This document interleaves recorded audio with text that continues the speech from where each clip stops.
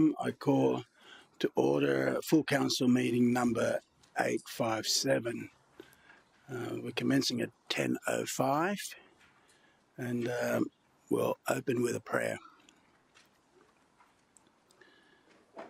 Heavenly Father, grant that we who would seek to serve you may have the wisdom of your Spirit, the guiding of your hand, and the grace to serve together for the prosperity of our city through Jesus Christ our Lord. Amen. National Anthem.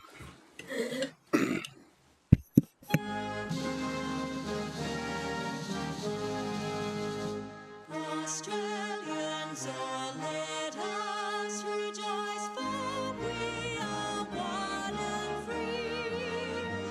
We've golden soil and wealth for toil. Our home is girt by sea. Our land abounds in nature's gifts of beauty, rich and rare. In history's page, let every stage advance Australia fair.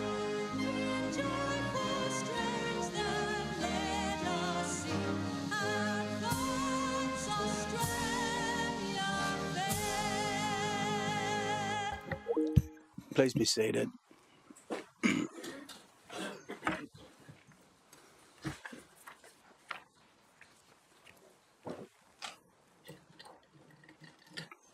Okay, item 1, attendance and apologies nil, but everybody's here. Leave of absent councillors, 2.1. Councillor, I'm requesting a motion be granted to seek leave of absence from the 859 full council meeting Tuesday 16 September. Move Councillor Hamill. Do I have a seconder? Councillor Wilson. Anyone speaking the negative? Put the motion to you. All in favour, show of hands. Against, motion carry. Unanimous. Obviously, you don't want me here. 2.2, we have here request, motion, seek leave of absence from meeting 859, meeting transport infrastructure, and on the 9th of September 2025, and 859, meeting of full council to be held 16 September by Councillor Gates. I move the motion. Seconder, Councillor Young. Anyone speaking the negative? Put the motion to you. All in favour, show of hands. Against, motion carry. Unanimous.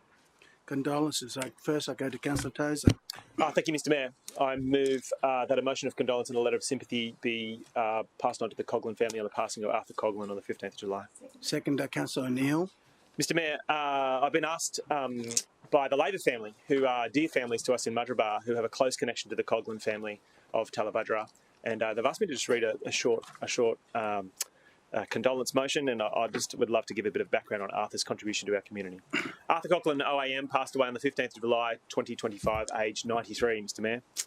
Born in Liverpool, England in 1932, Arthur migrated to Australia with his family in 1948. He went on to become a pioneer of modern magic and escapology as a performer, inventor and mentor whose influence has reached stages and screens across Australia and the world. A Gold Coast resident since the early 1950s, Arthur was a gifted A-grade motor mechanic and entrepreneur, building a welding business that prefabricated the first steel home on the Gold Coast. He also contributed to the city's sporting life, founding the first boxing gym on the Gold Coast and proudly carrying the Olympic torch through Coomera in 1956. It was in the world of magic and illusion, however, that Arthur made his most indelible mark. As a resident illusionist at Nobby Beach's iconic Magic Castle, he performed more than 6,500 shows and helped to position our city as a vibrant destination for family entertainment. He generated much publicity for the Gold Coast by performing world-class magic and illusions and his outstanding feats of escapology. In 1979, Arthur became a household name in Australia when he escaped from a locked 44-gallon drum which had been tested by university engineers who claimed that an escape from this drum was impossible. The performance jammed Channel 9's telephone switchboard with calls from astounded viewers and created so much attention that he was asked to repeat it the following week. Evidently not so not so impossible. Arthur's contributions weren't limited to the stage, though, Mr. Mayor. His generous spirit saw him perform countless charity shows for organisations including Rotary, the Lions, the Blue Nurses, the Variety Children's Charity and many others. He also helped raise funds for causes such as brain cancer research and Rotary Oceania medical aid for children, earning deep respect for his commitment to giving back. In 2008, Arthur was named one of the top 30 icons of the Gold Coast, and 2 years later he magically unveiled the Gold Coast City Council's Now and Then book at its launch. In 2016, he was recognised as a luminary of the Bleach Festival, and he was later honoured with an Order of Australia Medal for his service to the performing arts. Arthur also received international awards recognising him as a pioneer of modern magic. Up until his passing, Arthur was still performing and mentoring weekly, bringing his wisdom and magic to children at Tallabudja Beach School, blending tricks with life lessons about resilience and reminding young audiences that failure is part of learning and persistence are keys to success. Arthur is survived by his beloved wife Valma, his children Lynette, Jeffrey and Helen, grandchildren, great-grandchildren and his sister Doreen. He was fiercely proud of his family and was the brains behind the magic, with his daughter Helen becoming the first ever 6-time Fooler on the internationally renowned TV show Penn and Teller, Fool Us. One performance even filmed here right on the Gold Coast, showcasing the city he loved. Arthur will be remembered for his brilliant mind, his quick wit and his generous heart. He made the impossible possible, not just through illusion, but through how he lived. May his memory continue to inspire. Mr. Mayor. Thank you. Councillor, put to the vote. Yeah, we'll vote and then I'll come to that. Okay. Councillor, put to the vote. All in favour, show of hands. Against, motion carry. Who'd like to be included? Councillor Martin, Lacastra, Doran, O'Neill and Taylor. Right. Next condolence will go to Councillor Curtis. Thank you, Mr. Mayor. I move a motion of condolence on the passing of Mr. Wayne Overton and request that a message of sympathy be sent to his wife, Mrs. Di Overton, and their family. Seconded, Councillor Hamill. Thank you, Mr. Mayor, and with your indulgence, I'd like to take Council back on a journey to the year 1973, and the burgeoning Broadwaterside suburb of Runaway Bay was experiencing its first population boom. The local shopping centre and the tavern were under construction. But importantly, across the road, 5 passionate rugby league fanatics were finalising their plans to establish a new rugby league club to join the ranks with Southport and Burleigh. Among the founding fathers of our city's 3rd ever rugby league club was Mr. Wayne Overton.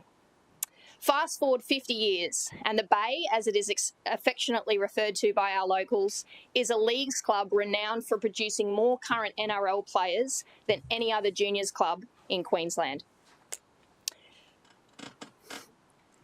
Reminiscing in an interview with the Bulletin 15 years ago, Mr. Overton admitted that establishing the club had not been easy and all the necessary fundraising had come from Saturday morning raffles. But thanks to the passion and conviction of Mr. Overton and his generation of club founders and volunteers, the Bay has thrived and has established itself as a core and enduring part of our local community. Mr. Overton remains strongly invested in the club over the next 50 years. His family sharing it was among his favourite places to spend time with those who mattered most to him.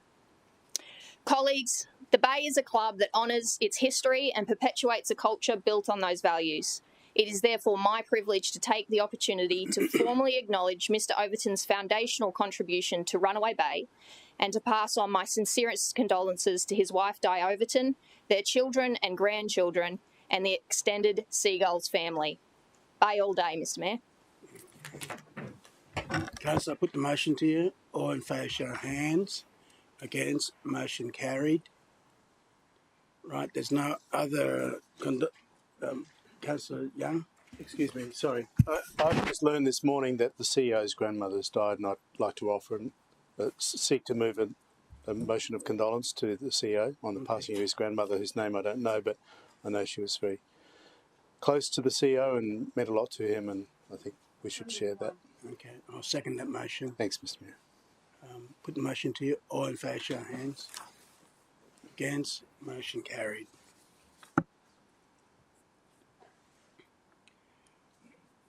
Mayoral Minute, Council, there's 4 today. The first one is I move that the date of the 860 full council meeting of Tuesday 21st October 10 a.m. be brought forward to Friday 17th October 10 a.m. I note the Local Government Association Queensland annual conference will be hosted here on the Gold Coast and from the 19th to the 22nd. And as usual, the conference will include a broad range of sessions on relevant and governmental policy issues and provide an opportunity for councillors to network with colleagues and other industry and state government stakeholders. Council's membership and hosting status will provide an opportunity for a number of councillors to attend should they wish. That's the reason for the move. Councillor, anyone speak against? Put the motion to you. All in favour, show of hands. Against? Motion carried. Unanimous. Next one, councillors, I move that Pastor Marshall Gray be added as a member of the Mayoral Safer Suburbs Forum, effective immediately. The preamble's there. Anyone speak against? Put the motion to you. All in favour, show of hands. Against? Motion carried. Unanimous. East Coomera Koala Conservation Habitat Restoration.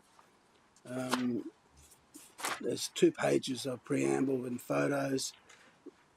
Council, I move, 1, that Council notes city officers are entering discussions with the Queensland Department of Transport and Main Roads, and that the Australian Department of Climate Change, Energy and Environment and Water regarding potential application of advanced offsets under Environment Protection and Biodiversity Conservation Act of 1999 to improve environmental outcome in the East Coomera area.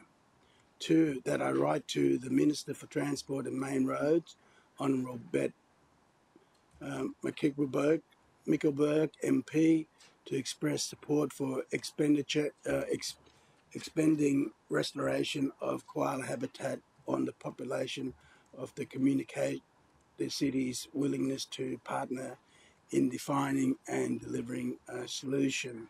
I yield to Councillor Hamill to speak on it. Thank you, Mr. Mayor, and I appreciate you accepting this Mayoral Minute on behalf of city officers and local conservation groups.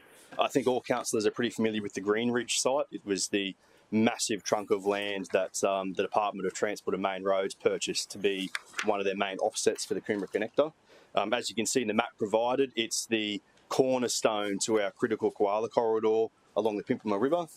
It's the key habitat of enough size to be able to handle the koala population to allow for future breeding especially. Mr. Mayor, I think it's been of disappointment to local conservation groups and to local city officers that while the land has been purchased, we haven't seen any rehabilitation commence on the site. That's months and years going by that we could have had new koala fodder plants in the ground, getting to a stage of maturity to be able to support that koala population. Pleasingly, we've had some early advice that finally the state and federal departments responsible are recognising that the current rules around offsets for koala planting are prohibiting that it's supposed to happen in the future, and the advanced offsets would allow that rehab work to commence earlier. That's a great thing for that corridor and a great thing for our work. The Mayoral Minute today just calls for you to send that letter off to the Minister to say that we are aware those conversations are happening and that we absolutely endorse that proceeding forward, because the sooner the Greenridge site is rehabilitated, the sooner it connects into our corridor where we are expending a lot of ratepayer funds in acquisitions and rehab, and we get the ultimate result, which is a key area in a key corridor to support our North Coomera koala population. Okay. Speaking against, put the motion to you. All in favour, show of hands. Against, motion carried. Unanimous. Councillors, 4.4, timeliness of final decision making, major assessment applications. Councillors, I move that major assessment applications are submitted to the City Planning Committee only when requested by divisional councillors or mayor. And 2, that the special delegation be used to determine major assessment applications during periods when council is not sitting. I yield to Councillor Hamill to speak on it. Mr Mayor, thank you again for this Mayoral Minute, and I apologise to councillors. This is a very late Mayoral Minute as of today, and I'll get to the context of that pretty soon. As councillors can see in the preamble, for around a decade there has been a policy position of council by resolution saying that any development application that receives major assessment status inside the assessment branch must come to planning committee. We don't see that many of them actually get that status. They're normally projects of a certain size. Thinking of the things like at the Spit or the Landmark project at Mermaid Beach, they're normally massive projects. They get that major assessment status and currently by resolution must come back through committee. What we've noticed recently is that most examples which have either been on the Spit or in Surfers Paradise are coming to committee. They're starred, most of the time they're remaining starred, or if they're opened up, it's not for great debate, it's not to change recommendations, it's just to let it go through. Mr Mayor, I've got a very contextual example just at the moment. So I have a major assessment status on a 600 lot subdivision up in Ormo. It's a brilliant outcome, a brilliant assessment by officers. It's ready to go today, but sadly, because of the current resolution of council, it has to come to a committee, which is going to delay final approval by 3 months. I don't think that's a very helpful use of officer time or of committee time for something that is supported by officers. The recommendation is approval. I'm more than happy to back it. So this change today just says that instead of every major assessment having to come to committee, that it goes back to divisional councillors and the mayor to decide if it needs to come to committee or not. Still means if the divisional councillor wants it to come to committee, it absolutely does. If any other councillor in the city thinks that it's worth coming to committee, they can either talk to the divisional councillor or talk to the mayor, and it still comes to committee. But it just gives that flexibility that when it's an important project, it's especially about dwelling supply, if the officers and divisional council are in agreement that it doesn't have to come to committee any further. Okay. Question, Councillor Doran. Thank you, Mr Mayor. I was just reading this for the first time today. I just wonder if, through you, if we could get some clarification on what is the criteria for a determination of a major assessment. Okay. Major assessment, Director? Through you, Mr Mayor, so I don't have a copy of it, but Councillor Doran, there's a few criteria: lot size, economic development, I think in terms of return to the city. I can take that on notice and send you the old, we've got basically just a A4 page flyer that's there. There is a number of criteria. Okay, Councillor Gates. Mr Mayor, I actually wanted to speak against this today. This resolution that has been spoken about, excuse me, was brought about by me on an occasion when I was the acting mayor. A major assessment project came before the special delegation meeting, and it was a huge application, and I had 1 page of information on which to participate in the discussion, which would have either provided an approval or a refusal. At the time, I made it clear that I felt that that was most inadequate for a major assessment in our city, which is all the really big stuff. I felt that it's important for all councillors to be aware of major developments in the city. We often get questioned about them, whether they're in our patch or not, because it is our responsibility to be across everything that's happening in the city, and that simply wasn't happening in this circumstance. So at the time I declined to participate in an approval or refusal and asked that it come back through the committee process so that everyone could be aware it was significant, and that's where this resolution that major assessment applications come before council. I'm comforted a little today that it's been suggested that the divisional councillor be approached and yourself, Mr Mayor, prior, and if there's a desire to bring it to committee by either yourself or the divisional councillor, that will occur. But I would like, if there is support for this to occur outside of the committee process, I would also like there to be identified that all councillors would receive notification of such an approval in advance of the decision being made, because people may have been approached, as we all are, on important issues and may wish to contribute. So at the moment as it stands, I can't support it. I can't quite understand why, if there's something right now that is supported by officers and a divisional councillor, why it can't come to the next meeting, why there's a 3-month delay. Maybe through you I could ask the director to explain why there might ever be a 3-month delay when we meet every month of every year as required under the Local Government Act. Through you, Mr Mayor, Councillor Gates.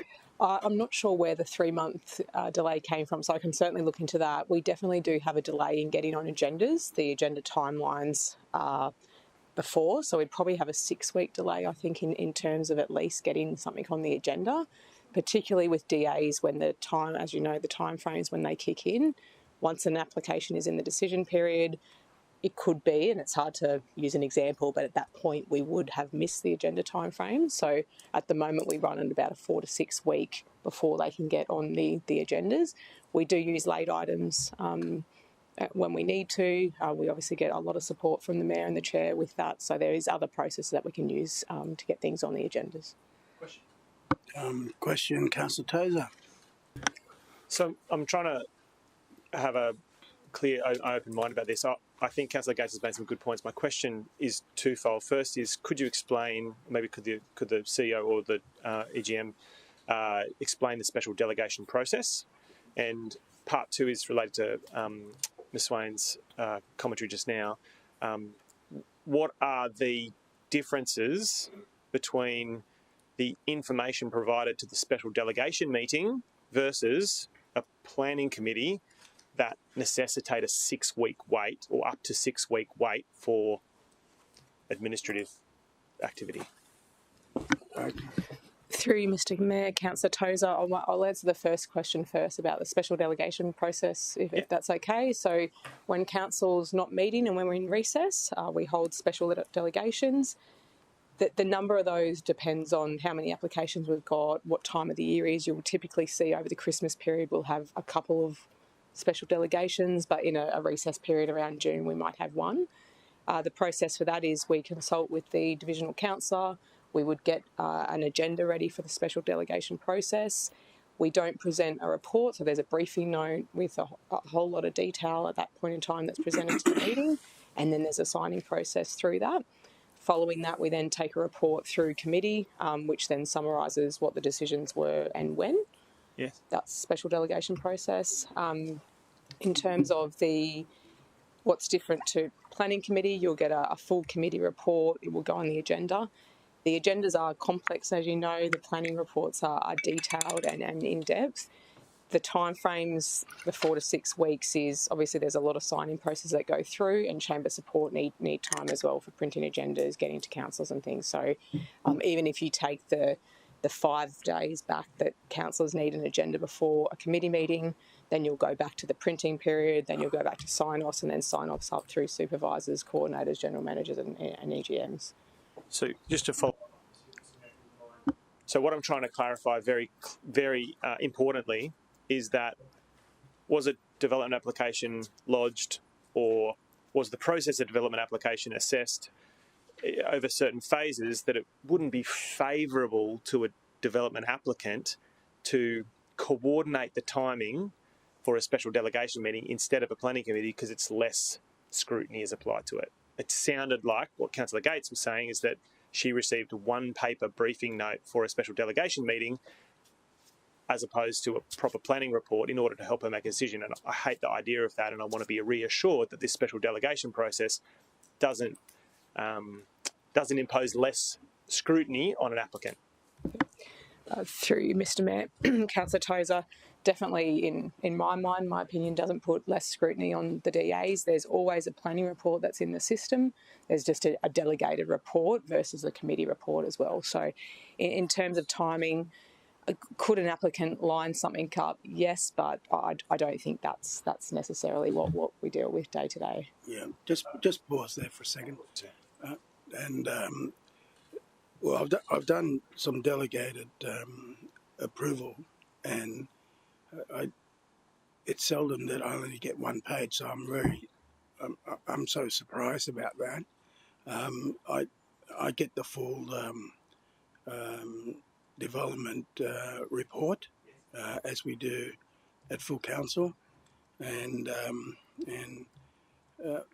for me to be part of that assessment, at the normal committee, I rely on the committee to really scrutinise the reports, right? And then at full council, when it comes to delegate authority, literally, I've got to spend quite a bit of time to go right through it, because I know that the chair will be there, and he'll be doing the same. But because you're really there to assess, it takes me, like, I don't have to assess as much because we've got colleagues' help. But I've never come across that I only have one page information for it. So, but I mean, as acting mayor, there's one page there. Okay, I think that's the right thing for the acting mayor to go. Well, no, I'll refer it back to council, and there's been times that I've referred matters back to council because I didn't get the satisfactory answers to the questions I asked at the delegated meeting. Could I then just follow up, just so it's very clear? Sorry, Mr. Mayor. Who are the votes, or who are the voters on the special delegation committee? Yeah, there would be the chair of planning, of course, myself, the CEO, the director, and that's it. Yeah. And is it fair to say that the mayor's vote in that circumstance breaks any tie? No, it's got to be unanimous. Got to be unanimous. Oh, thank you, Mr. Mayor. I appreciate this is your Mayoral Minute, Mr. Mayor. Would it be reasonable to add a 3 to your Mayoral Minute, that a special delegation report, or that a link to the special delegation report be forwarded via email to councillors? Not that we have any participation involved, but we can review that report. Is that something that would be... Yeah, I don't mind that at all. Yeah, I mean, we get a link to the audit committee report. If we choose to read it, we can. But if you're okay with maybe 3 being that that a link to the special delegation reports be provided to all councillors when that committee meets. Sure. Does that sound right? Thank you, Mr. Mayor. Yeah. Councillor Gates. Mr. Mayor, I just wanted to explain more fully. The reason we get a more comprehensive report now is because of that issue that arose with me 10 years ago when I was acting mayor. So from that point on, there has been more information provided to the special delegation committees rather than just a chat around a table with perhaps a single sheet of paper. So that was the outcome of my experience at that time, requiring that there was more information for a matter to be considered during special dels. Yeah, I'd still say that even when I was a newbie, 2012, I still had the full information. So I'm still can't get my head around that they would only give you a one-pager. But anyway, that's been ratified, and well, I know that won't occur again. It hasn't occurred since for the last 10 years. So, Councillor Wilkinson. Thank you, Mr. Mayor, and through you, just with consideration, I guess, to some of the commentary from Councillor Gates. I know that we've made the note for number 3, but I don't know whether just for consideration for yourself, as a point 1, perhaps we could have something along the lines of upon receival of a major assessment application, all councillors and mayor are provided notification and details on the application. Just, hey? We do that now. Perfect. Then that's fine. Yeah. Councillor Hamill. Mr. Mayor, I was going to suggest, and it was on the back of what Councillor Wilkins just raised, so when an application is deemed to meet the major assessment criteria, there is a notification goes out to all councillors. I think a similar notification could go out to all councillors to say that it's the intent to resolve one possibly, which would give everyone knowledge of it and allow them to have a conversation with the divisional councillor or with you if they wished. So that would be a practical step to give that knowledge to everybody, and it's what Councillor Gates was kind of getting to. It notifies everybody. But what it still does is just give flexibility that on the occasion where officers, the divisional councillor and the mayor all agree it should be resolved and we should support the officer position most of the time of approval on these things, that 6-week delay, 8-week delay, 3 months, it doesn't really matter. Why delay something for the sake of delaying it to come to committee and a whole report prepared? It just gives that bit of flexibility, but again, still gives the full power to the divisional councillor and to the mayor that if they want it to go to committee, it goes to committee. Practically, it doesn't make a very big change. It just gives flexibility for, like the one I just gave context to, 600 house lots in Ormo, been through a 3-year assessment. Officers are more than happy to back it for approval. SARA has backed it for approval. I don't feel the need for a full officer report for it to come to committee. I wouldn't open up a committee, and I doubt it would get opened up by others. What I'd prefer to see is that applicant get their approval today, because it's literally sitting there ready to go. They could have that final approval today and get on with appointing contractors and get on with delivering more housing in the city. Yeah, and councillor, alternatively, I can still call a special meeting, you know, and get you all back in here and to assess that one. Let's say, for instance, this goes down. I'll be calling a special meeting to go, let's assess this. It'll be quick, you know, and half an hour and it'll be done. But and I think that's a 2 days notice, I think, from memory. But Councillor Peter Young. Thank you, Mr. Mayor. I'd like to air 3 concerns about this. I support the endeavour, but there needs to be probity about it, and we need to make sure that we address these issues carefully up front. I recall many years ago the divisional councillor for Broadbeach, my colleague Eddie Saroff, consented to the approval for the redevelopment of the Australia Fair, the Pacific Fair Shopping Centre, which is an enormous deal. And he did that in accordance with the guidelines that existed at the time, but it caused a lot of ructions in the council because of the nature of the approval and the conditions that were carried with it. So there was always an intent from then, at least, to try to get more probity, more scrutiny of any applications of a major nature, so that everyone's got their opportunity to input to what the outcomes will be. I fully understand the desire to progress things quickly and not have them held up, but with regard to special delegations and other forms of dealing with applications out of committee, we always have a report that comes to committee subsequently to say this is what happened, this was the recommendation, this was the outcome. So on the public record, it's completely apparent to everyone that this is what the process was for dealing with an application and consenting to it or not. So I think we need to ensure that sort of element is in the process here. We do get those reports for the special delegation periods, and this is different because it's not necessarily in a special delegation period, it's a special delegation of another kind, and I think there should be a report about that. The EGM might want to comment on about that. Just before I go to on the Councillor Saroff one, surely the mayor would have been there as well, or not? What, he had the power to? I don't recall the specific circumstances of the process at that time, but I recall the revolt afterwards, shall I say. He wasn't a planning chair, was he? No. It was perfectly within the guidelines that existed at the time that he was enabled to sign off on it, but I think from then on it became the fact that the mayor had to be involved and the committee chair or something like that as well. Okay. So I'd say, councillors, I would ask you to look at the current situation where the chair and the mayor is involved and Councillor Saroff is not involved. Style. So in other words, a councillor can't just go, well, let me approve a Pacific Fair. I'm astounded that happened, but anyway, that's before my time. Notionally, the same thing could exist if the Mayor and the Councillor both sign off on something and the rest of us don't have any idea. Councillor Hamill himself just alluded to a process whereby councillors would be informed in advance this is going to be decided so we can get the thing dealt with. And I think that would be healthy for us all to have that notification in advance. That's not incorporated in the motion, but I'm quite happy to concede that that would be accepted in the process.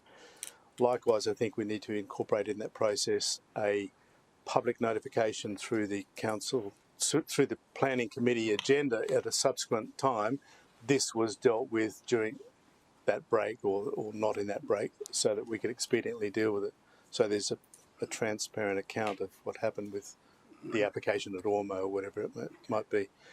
If those things can be included, I think I'm more comfortable with it. I'll go back to Councillor. As I say, it's not in the motion. I'm probably seeking some response from the EGM. I'll go back to Councillor Hamill in a minute. Okay. But before I do that, since April 2012, can you recall a delegated decision made that's of the nature that hasn't been appropriate? Ms Mayor wasn't here 2012 to 2016, but I can see with all of the reports I've seen through planning committee subsequently. You're an avid citizen who monitors council's workings.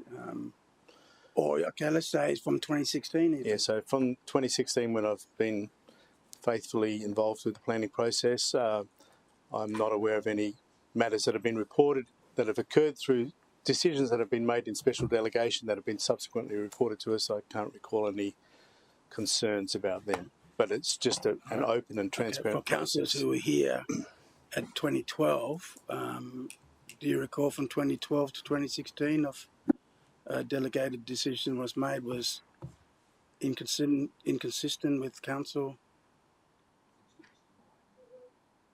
I just, in plain English, have I stuff up on that part? Mayor, can I speak? It's not about anybody stuffing up. It's about having enough information to make a decision, and I think that has occurred. No. There was a stuff up back in Seraph era. Yeah, well, it was before my time. So my point is, well, it was alleged by Councillor Young.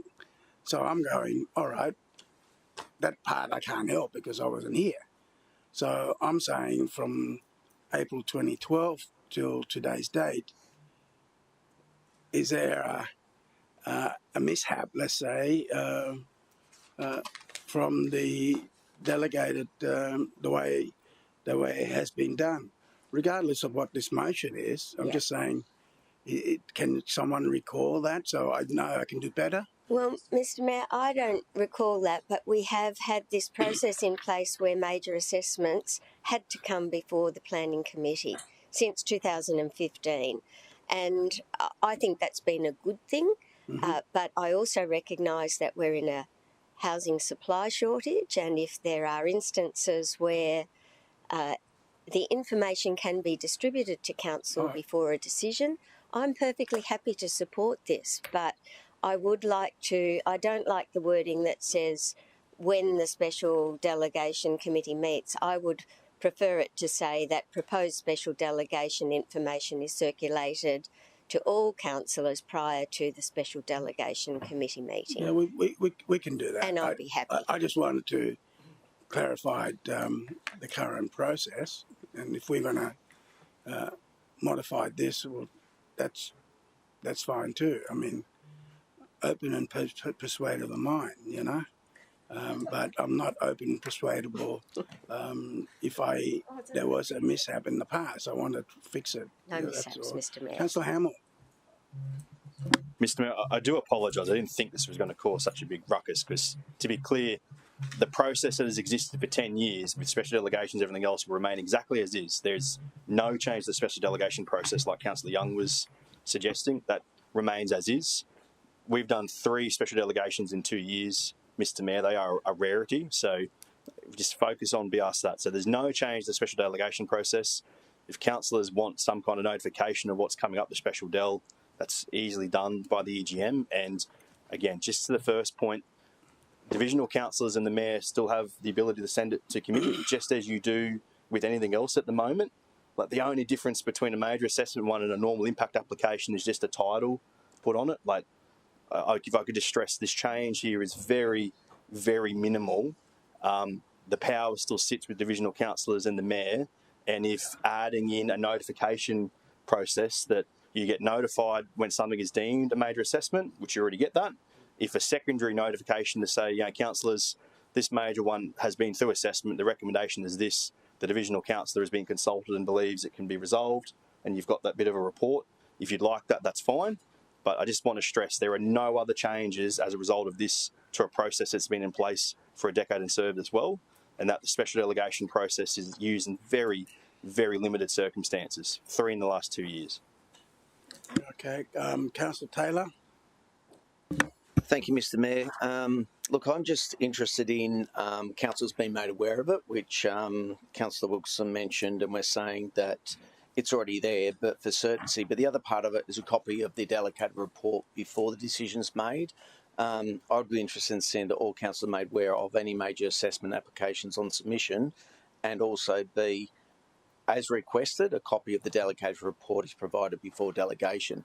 I think that gives the ability for councillors to be aware of a major assessment, and we can then, if we've got any questions, then can report to the local councillor to ask a few questions before a decision's made. Okay. Councillor Patterson, I'll go from left to right. Thank you, Mr. Mayor. I'll be voting against this today, and it's certainly not because of any behaviour of anyone. I think the thing that jumped out at me is when Councillor Hamill mentioned most of these that come to committee meeting are starred, and we're going to be recognising some exceptional risk management behaviour in this city very soon, and we don't put those measures in for the most. We put them in for the very, very irregular. The one case in the next decade, when you're no longer here, Mr. Mayor, we don't know who the mayor is. We're not doing it based on the capability of the people in this room. We're doing it based on a management and oversight. Because of that, I really don't see... For a major project like this, I understand there is urgency, but these things take years. So a maximum of 6 weeks, extra, I don't see as a concern, just to ensure that all councillors can get a view on this, because, it's not about the most, it's about the irregular. Thank you, Mr. Mayor. Okay, that's speaking against.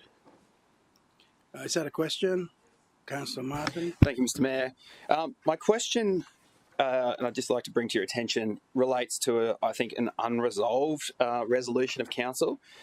Last year, I raised through Planning Committee and through council, and we endorsed that a report be brought back to Planning Committee specifically on potential amendments on Special Delegation DEO 1557 to allow greater divisional councillor input. And to my knowledge, that has... The motion has changed while Councillor Martin has been addressing, and I'm trying to work out why the motion has changed. It's changed the substance of what's being said. Okay. So, Councillor Martin, what he's saying is very important, but the motion is changing before our eyes, and that isn't... Yeah, but we'll get back to that. We can get back to that. So, are we debating a motion yet? Because you called debate. Are we debating a motion? It is, but he's asking a question during the debate. Great. Sorry, Mr. Mayor. Councillor Patterson, you spoke in debate, and I just wanted to make sure we'll... Councillor Patterson actually made a debate point. I thought it was going to be a question. Okay. That's all right. So we've had sorry to interrupt. I just want to make sure that we're doing the right thing. So therefore, I've counted that as speaking against. Then I asked Councillor Martin that is this a question? And he says yes. Modification on that part of it, I'll come back to go, right, councillors, item 3 is this. Any question on the item 3? and then we continue on with the debate. Thank you, My Mr. humble opinion. No, you're the chair, Mr. Mayor, but sorry. Councillor Martin, finish your question. Thank you, Mr. Mayor. So my question is, how have officers considered our unactioned resolution in regards to reviewing special delegation and the resolution that I'm still waiting to have a report brought back on? Has that been considered in this motion? Through you, Mr. Mayor, Councillor Martin, that report at the moment, in terms of responding to that, we've currently been seeking some advice from legal services. So I believe that is pretty close to coming up back through council. Whether it goes through planning and reg, but it'll probably go through GAF committee given the nature of it. Is that correct, Nat? All right. So the answer to your question will be coming through the GAF. All right. Now, as far as item 3 there is concerned, any commentary on item 3? Councillor Tozer. Mr. Mayor, when I proposed item 3 to you, it was about the report or the information that's provided to the special committee delegation members or special delegation committee members in order for them to help form that decision. My hope is that we would provide that same information and not just an agenda.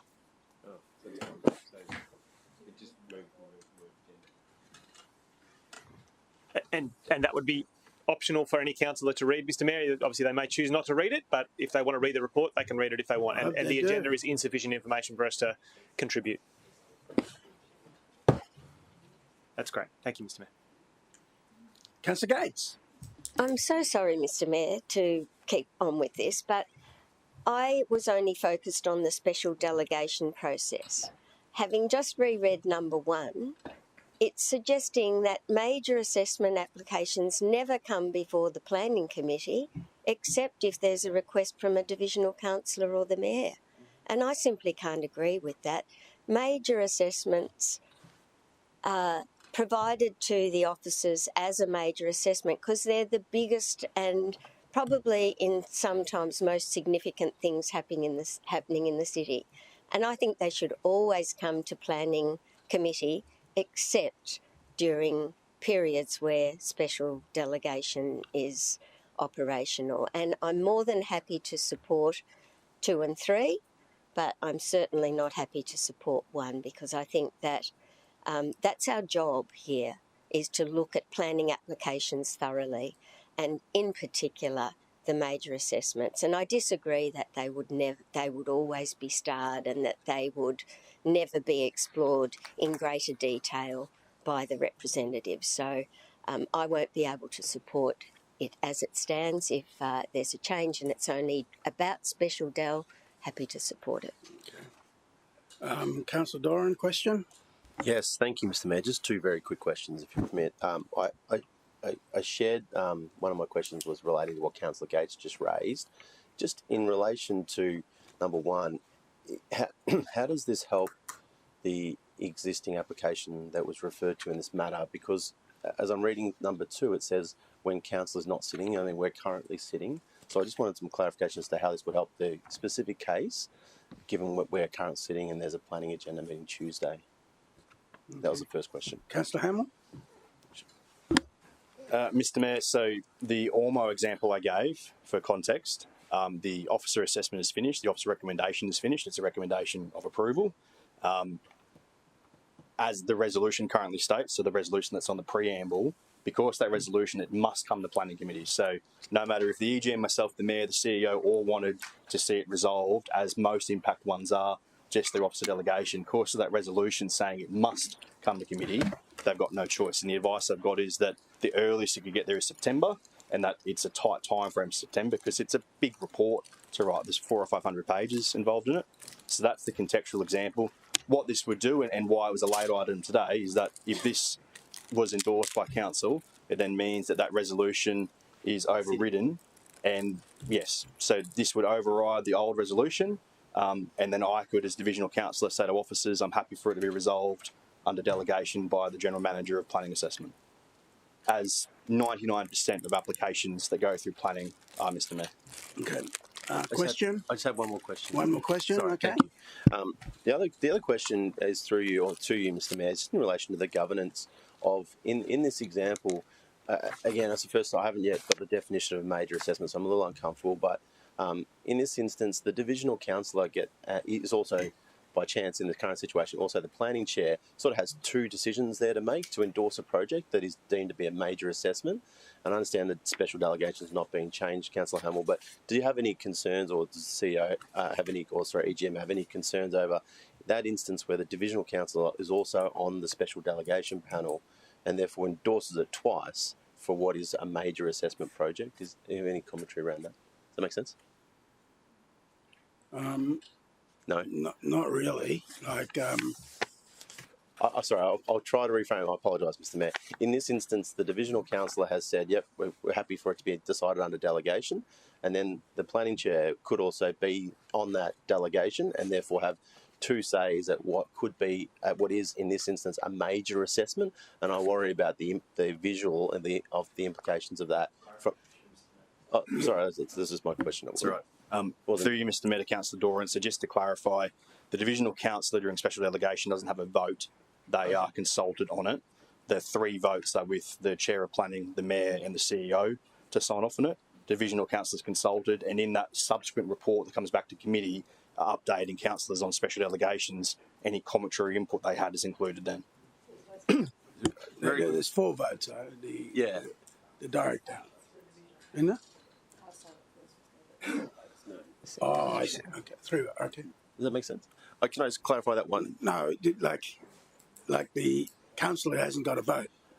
No, sorry, Mr. Mayor, but in this instance of the example of an Ormo one, the divisional councillor is also in the special delegation. Yeah, but he's not voting. He's not going to vote in special Okay, thank you. No. My point is, as a councillor in that division, your job then is to go, not about voting. Your job is, okay, I want it to go to council or not. That is really your job. Mm-hmm. And then when you go to special delegation, your job is to analyse, to say whether or not you happy to approve it or disapprove it. So it's not a yes there. It's just like, all right, I'll let you go to here. You take the road to go turn left or turn right. It doesn't mean you're saying yes. Okay.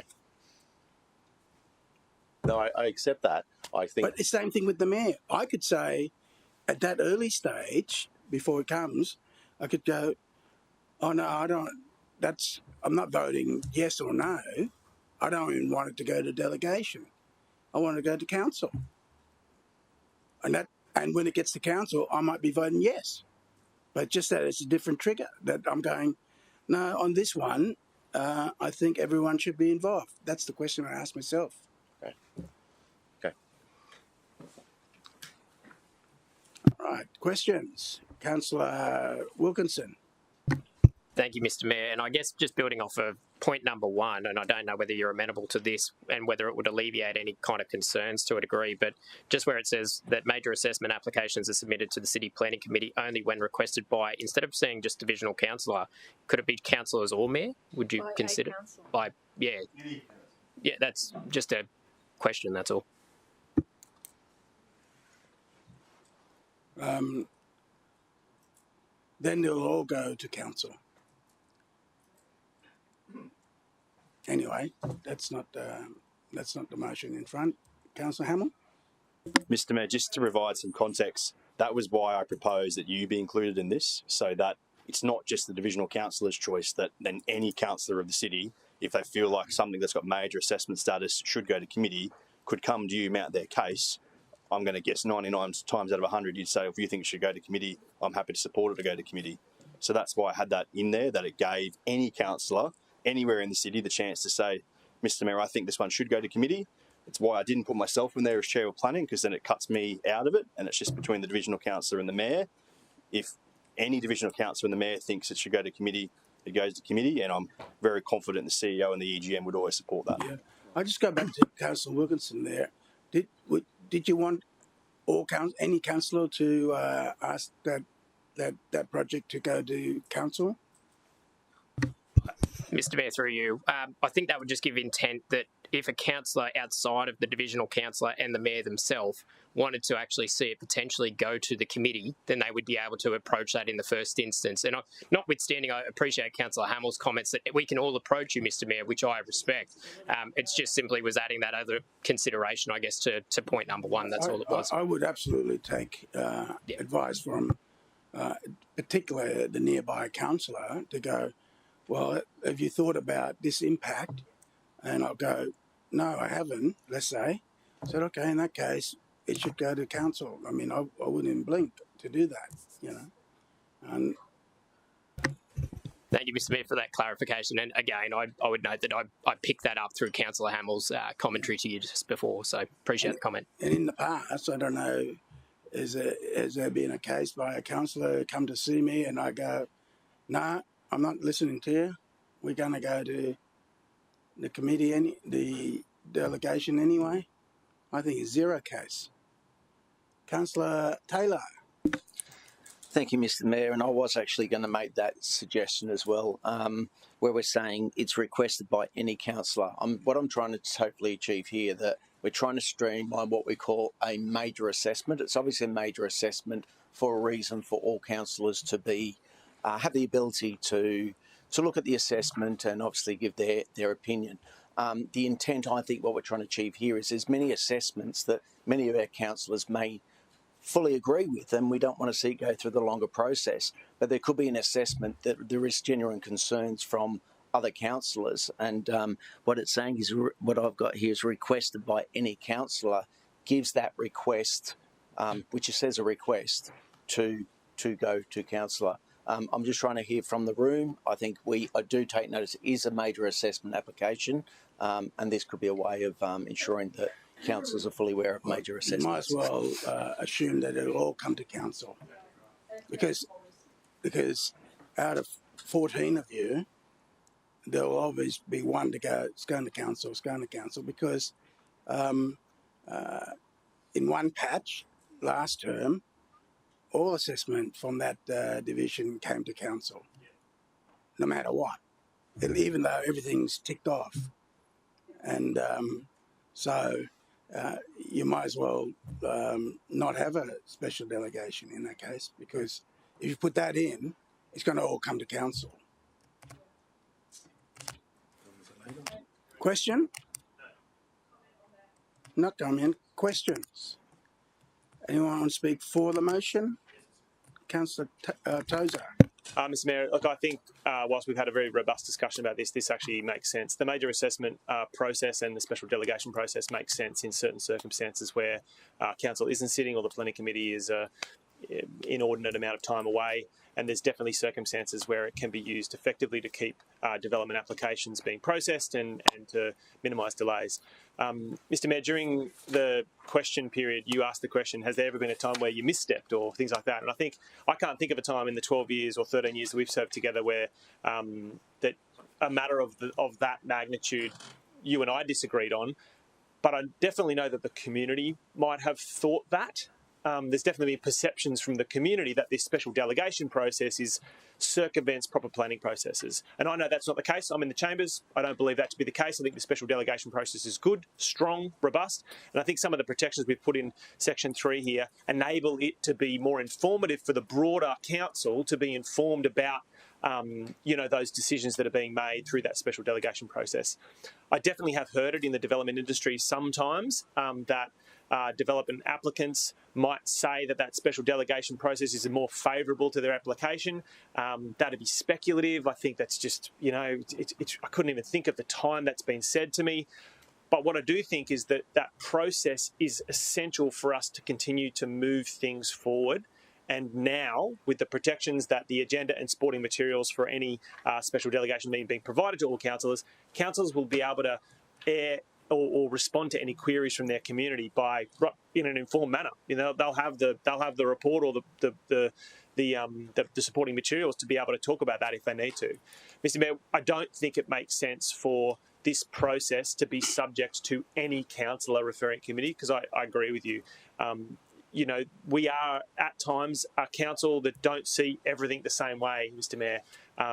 Quite properly and appropriately, the community elects individuals based on local issues, and sometimes those local issues are in conflict with whole of city issues, or you know, we just don't always agree, and that's the beauty of the chamber. We can air those grievances at times. But if this process is intended to deal with the issue of the delay between planning committees during recess periods, circumventing that by making it possible for everyone to participate in the debate on a major project, I think doesn't make sense, particularly when I have observed, like Councillor Hamill reflected, that most of these matters come in starred, they're heavily scrutinised, they're significant projects, and the reports are, you know, dozens and dozens, sometimes hundreds of pages.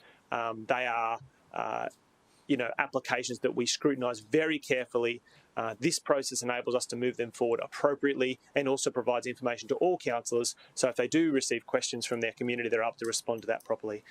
Whenever the special delegation committee process is used, we get a report to the planning committee after the fact anyway, and we can also see the results of that, that process. As you've said earlier, Mr Mayor, the only way a special delegation process works is by unanimous support by that special delegation committee.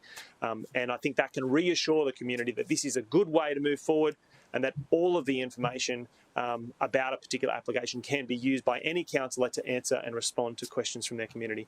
Mr Mayor, I hope this motion is moved forward, and I commend Councillor Hamill for bringing it forward to try and help a matter that's just come up for him just most recently. Okay, Councillor, we've had 2 for and 2 against.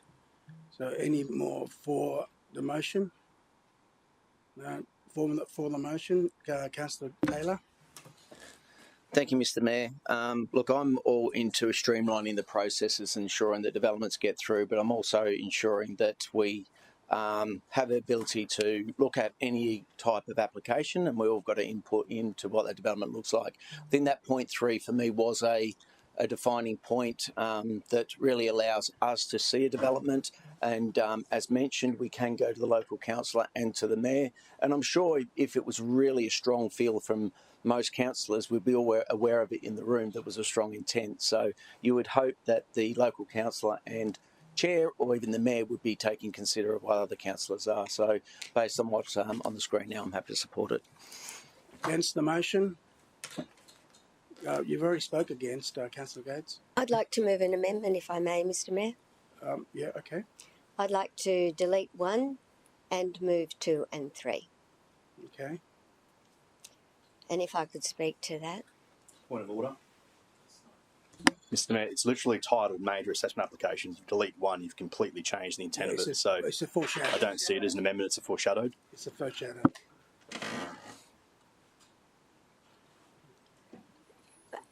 Sorry, Mr Mayor, that major assessment is still mentioned in 2. I don't understand why it's not an amendment, simply to delete 1.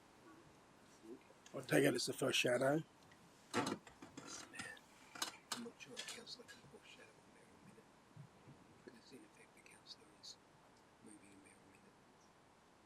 I'd like to get some advice. I'm getting a nod from my lawyers. Mr CEO, can you repeat that? Sorry, I'd just like to check. I don't think a councillor can foreshadow a mayoral minute, because in effect the councillor would then be moving a mayoral minute. Can I just take a minute and get that advice? I got a nod, but I'd like more than a nod. I thought it was an amendment, Mr CEO, so... Sorry, I thought that you said it was foreshadowed. I'm calling it a foreshadow.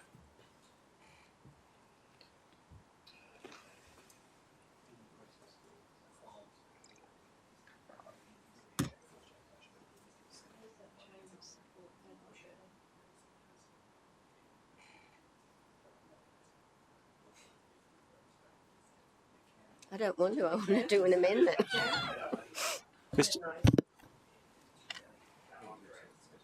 Okay, no foreshadow. You vote no. Okay, and I haven't spoken against it formally. Can I speak against it? Yes, you did. You have spoken against it. And so has Councillor Patterson. So, against the motion is Councillor Martin. Thank you, Mr Mayor. I don't... point number 1 doesn't trouble me too much, because I am supportive of efficiency, especially when the divisional councillor has no issue. And so, you know, that made sense to me. But it is 2 that that troubled me. And to my question before, last year prior to when I was a councillor, once I was elected, a report came to council that one of the DAs in my area, I think in and around February, had 1,300 objections, and it was impact accessible with the 50% uplift.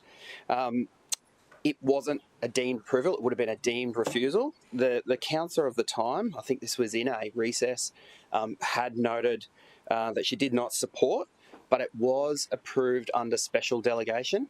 And I think, you know, items like impact accessible when there's a significant number of objections, the planning committee and full view of full council for the community is really important. So I'm still troubled by further, you know, looking at major assessment when some of the impact accessible uses of special delegation had concern.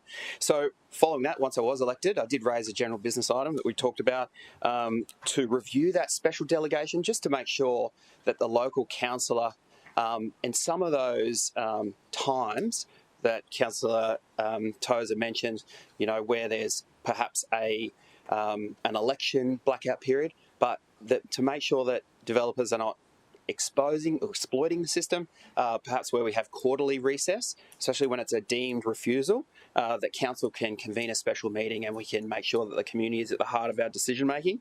So with the unknown of that motion still unresolved, I have difficulty supporting not only the use of special delegation on impact accessible applications, but for major assessment applications. I think the two troubles me there, so that's why I can't support further providing special delegation around major. After this, could you send me information regarding the deemed approval that you deemed non-approval, and the delegation went ahead and approved it? Could you send me that? And secondly, any correspondence with the then councillor who has objected to that project, and I'd like to know where the email went to, because I never saw it. Okay, so if you can please follow up on that, because that is not what we want to do. All right, so Councillor Tozer. Mr.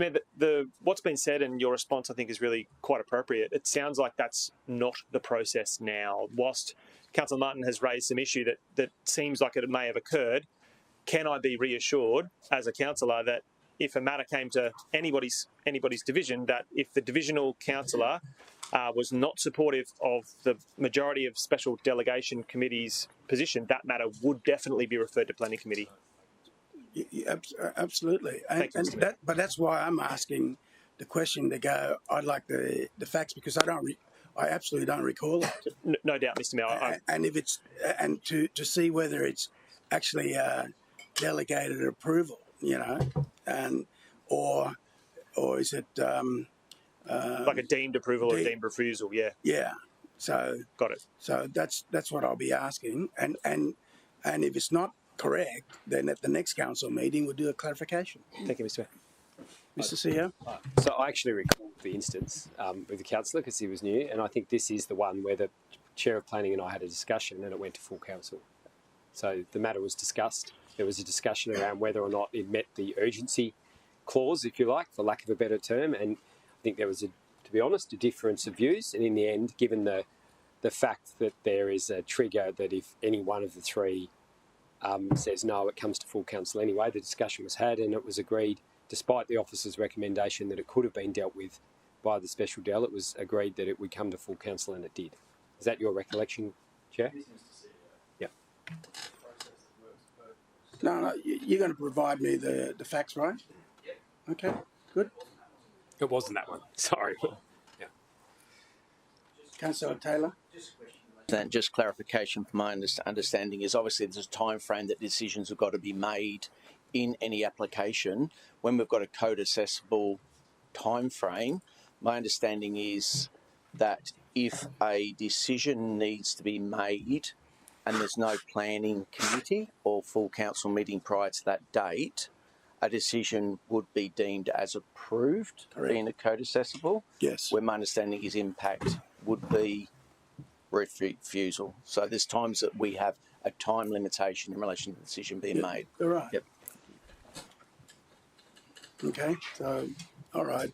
Councillor Hamill, can you close, please?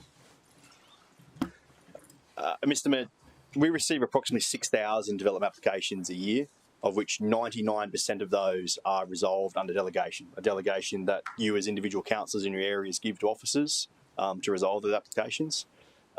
The percent that's left are the ones that come to committee, which tend to be impact development applications that are of concern to individual councillors. What's proposed in this today doesn't make any change to that. In fact, it actually gives some power back to divisional councillors of deciding if something does meet that threshold to be concerned with. We do that at the moment. We have many large impact DAs that don't have major assessment status that the divisional councillor thinks is worth committee interrogating further and worth there being public notification and acceptance of. So this does nothing to change that at all. It simply gives flexibility that when the divisional councillor believes that there's no need for it to come to committee, that it's not a contentious one, that the officer report and officer recommendation should be supported, that if they choose to let it go through and save 6 weeks, 8 weeks, 3 months, whatever it may be, they can. Alternatively, you still have the power that if you want it to go to committee and you want the applicant to wait and you want it interrogated by the committee, you still have that full power. And the addition of the or mayor part allows any councillor in any division to be able to go to the mayor and say, I think this one should come to committee still. So I just want to stress, I appreciate all the debate today and I'm happy with the addition of 3, that's fine. Focusing on what the intent of this Mayoral Minute was, which was to give some flexibility to the assessment timeliness of major assessment status. If we could just focus on that, we're not losing any power. There'll still be the appropriate level of interrogation over it. Just gives that little bit of flexibility on the ones that we don't want to come to committee. I would ask councillors to support this Mayoral Minute today. Okay, councillor, the debate's closed. All in favour, show us hand. Division. Mayor Tate, Councillor Taylor, Councillor Curtis, Councillor Hamill, Councillor Wilkinson, Councillor Lacastra, Councillor Tozer, Councillor Marshall, Councillor O'Neill. Against. Councillor Young, Councillor Fowler, Councillor Gates, Councillor Patterson, Councillor Martin, Councillor Doran. Motion carried. Councillors, there's no more Mayoral Minute.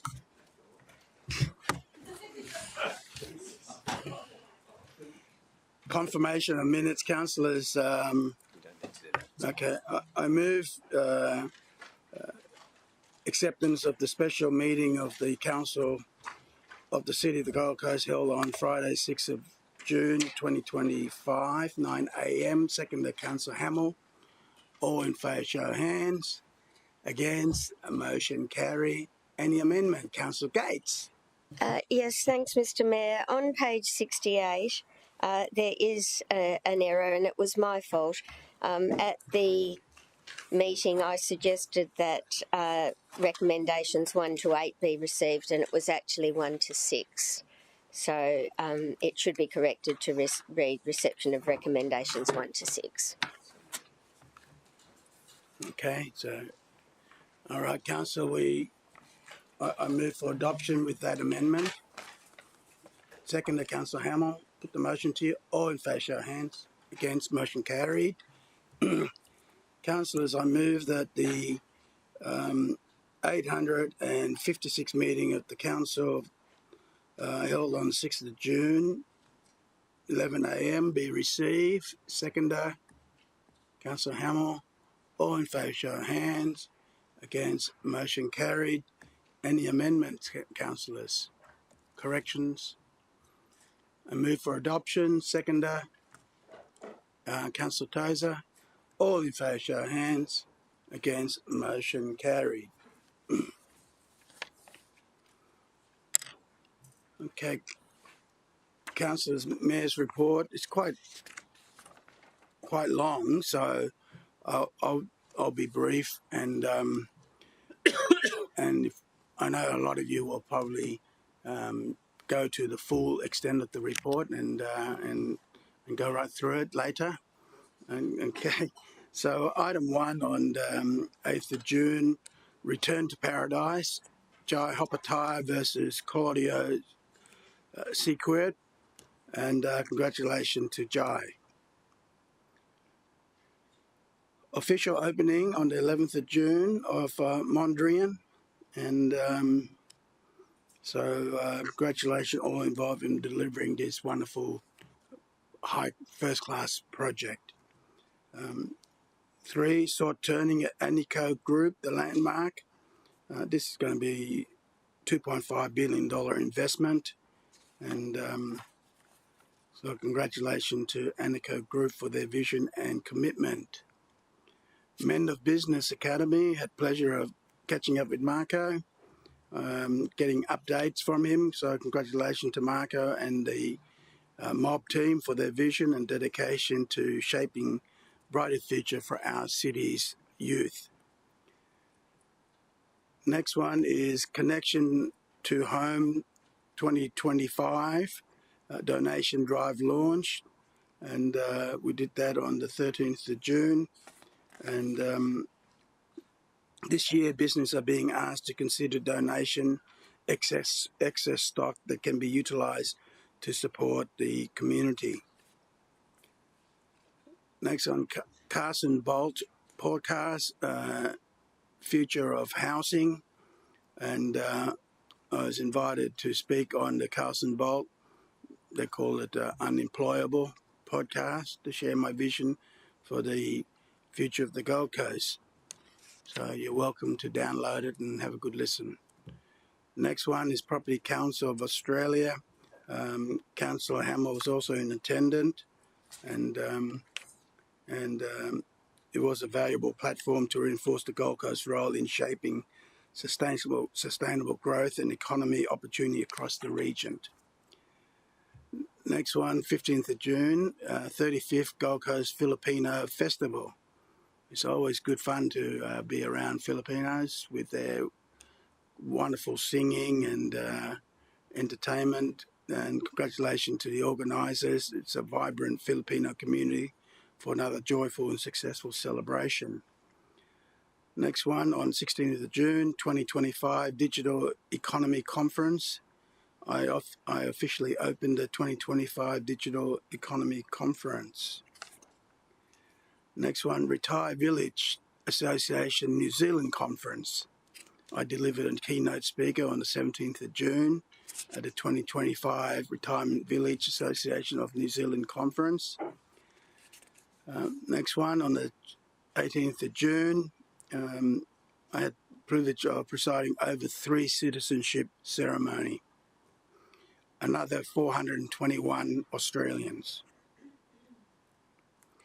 So I go to Councillor Hamill for the next item for 20th June. Mr Mayor, it's my pleasure as Acting Mayor on Friday 20th of June to officially launch the 2032 Legacy Strategy, which we combine with the Grow for Gold launch on the Gold Coast.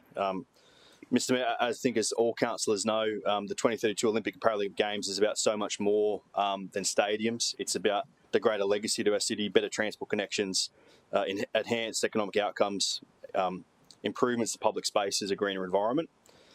Is a key focus with a legacy strategy. And what was interesting this event, Mr Mayor, and a great outcome was that the City of Gold Coast and Grow for Gold are partnering together with an initiative from Sports Gold Coast in collaboration with the Aussie Athletes Fund. Mr Mayor, the fund is designed to be able to support athletes through their journey towards 2032.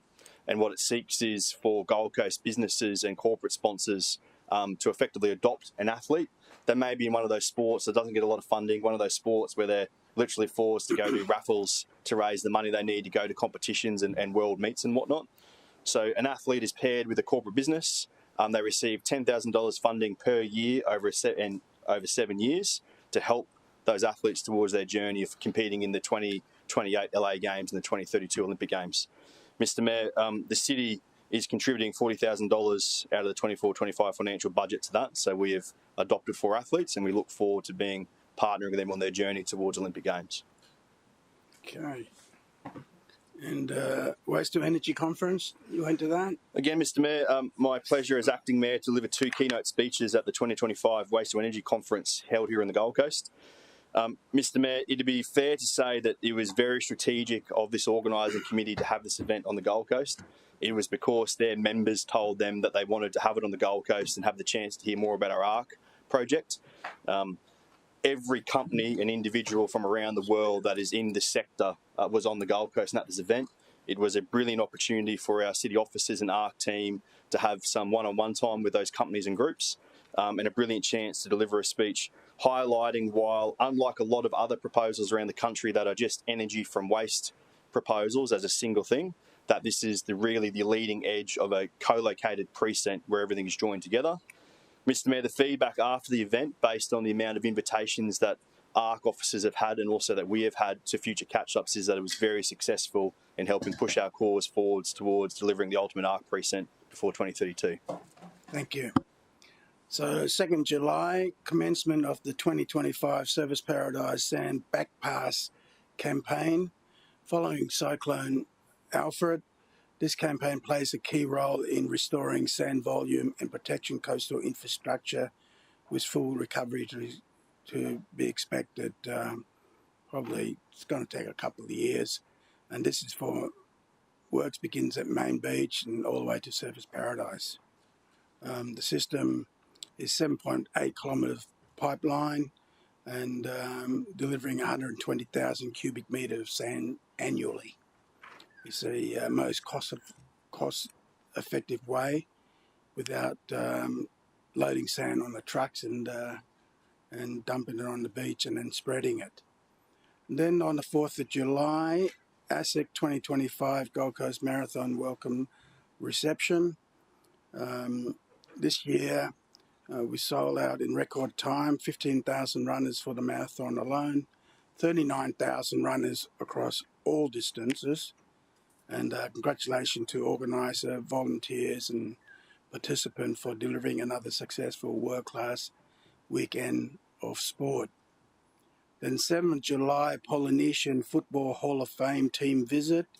Had the pleasure of meeting the Polynesian Football Hall of Fame. The team made up of athletes and mentors from the USA and Pacific, and travelling through America, Samoa and Australia to inspire Indigenous and Polynesian youth.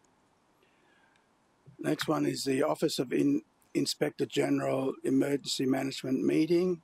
I was joined by Councillor Patterson, Councillor Martin and Councillor O'Neill, and we basically have a frank assessment of how we can identify and help identify key impact of our region, and the meeting provide opportunity to share insights from our elected representative from our perspective. Then 10th of July, courtesy meeting with new Consul General of Japan, Mr. Ishikawa Katsutoshi, and had the privilege on the 11th July to go and watch Suns versus Collingwood. Congratulations to the Suns.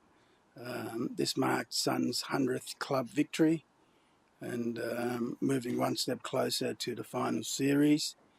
And of course, over the weekend, we did over Brisbane Lions as well. So we're still in the top 8, and I think this is our record year. So go the Suns. Grow for Gold fundraising event, following what Councillor Hamill mentioned a minute ago, and Councillor Hamill was also in attendance here. So I was at the official welcome for Grow for Gold fundraising event, and keynote speaker was legendary coach Frank Dick, and OBE and Olympic gold medalist Natalie Cook, was held. The host was Roberto Bartolotti, and I think spoke to Roberto and said, "How'd you go?" Raising funds for, and he said he reckoned he got 700,000 commitment. So it's a wonderful event. Mayor of Cairns visited us, and Mayor Eden is passionate about positioning Cairns as an open for business, and I'm confident she will be a strong advocate for her city. Captive insurance update, Mr. CEO. Thank you, Mr. Mayor. So I have recently returned from London, where I've had the opportunity to meet with both our captive manager and our broker.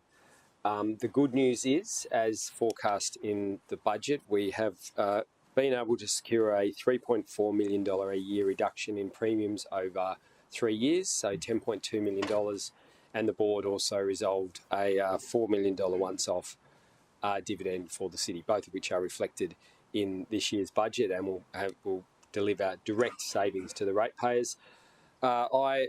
This was a visit off the back of Alfred, and if we hadn't have been there and if we hadn't have had the opportunity to speak directly to those reinsurers, particularly in London, then I think it would have been a very different outcome.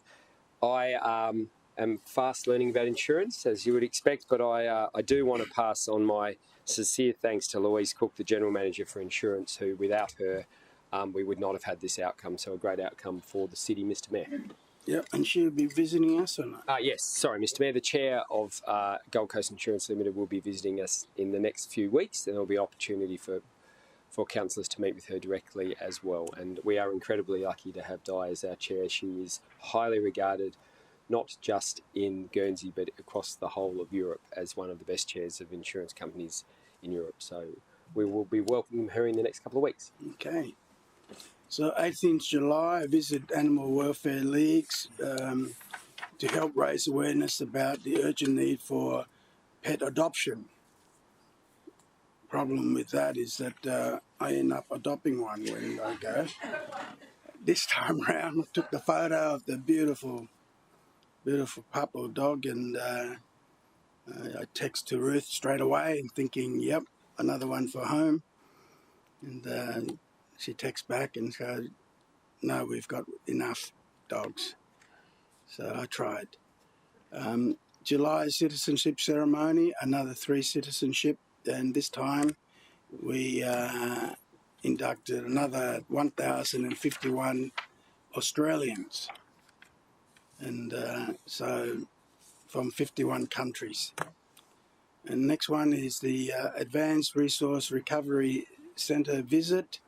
Councillor Hammer and I, and some of you councillors already visited the place, and it's an exciting time. The ARC project is an integral precinct, and it will deliver 97% of waste away from landfill, and that's the picture of the ARC building, and if you want to see that picture, it's hanging in my office, and there's we're going to be on the journey, all of us. So the master plan, and I've asked for animation to be done, not just for us councillors, but also for the whole of the city, especially the next generation, to see how it all works. Councillor Hamill.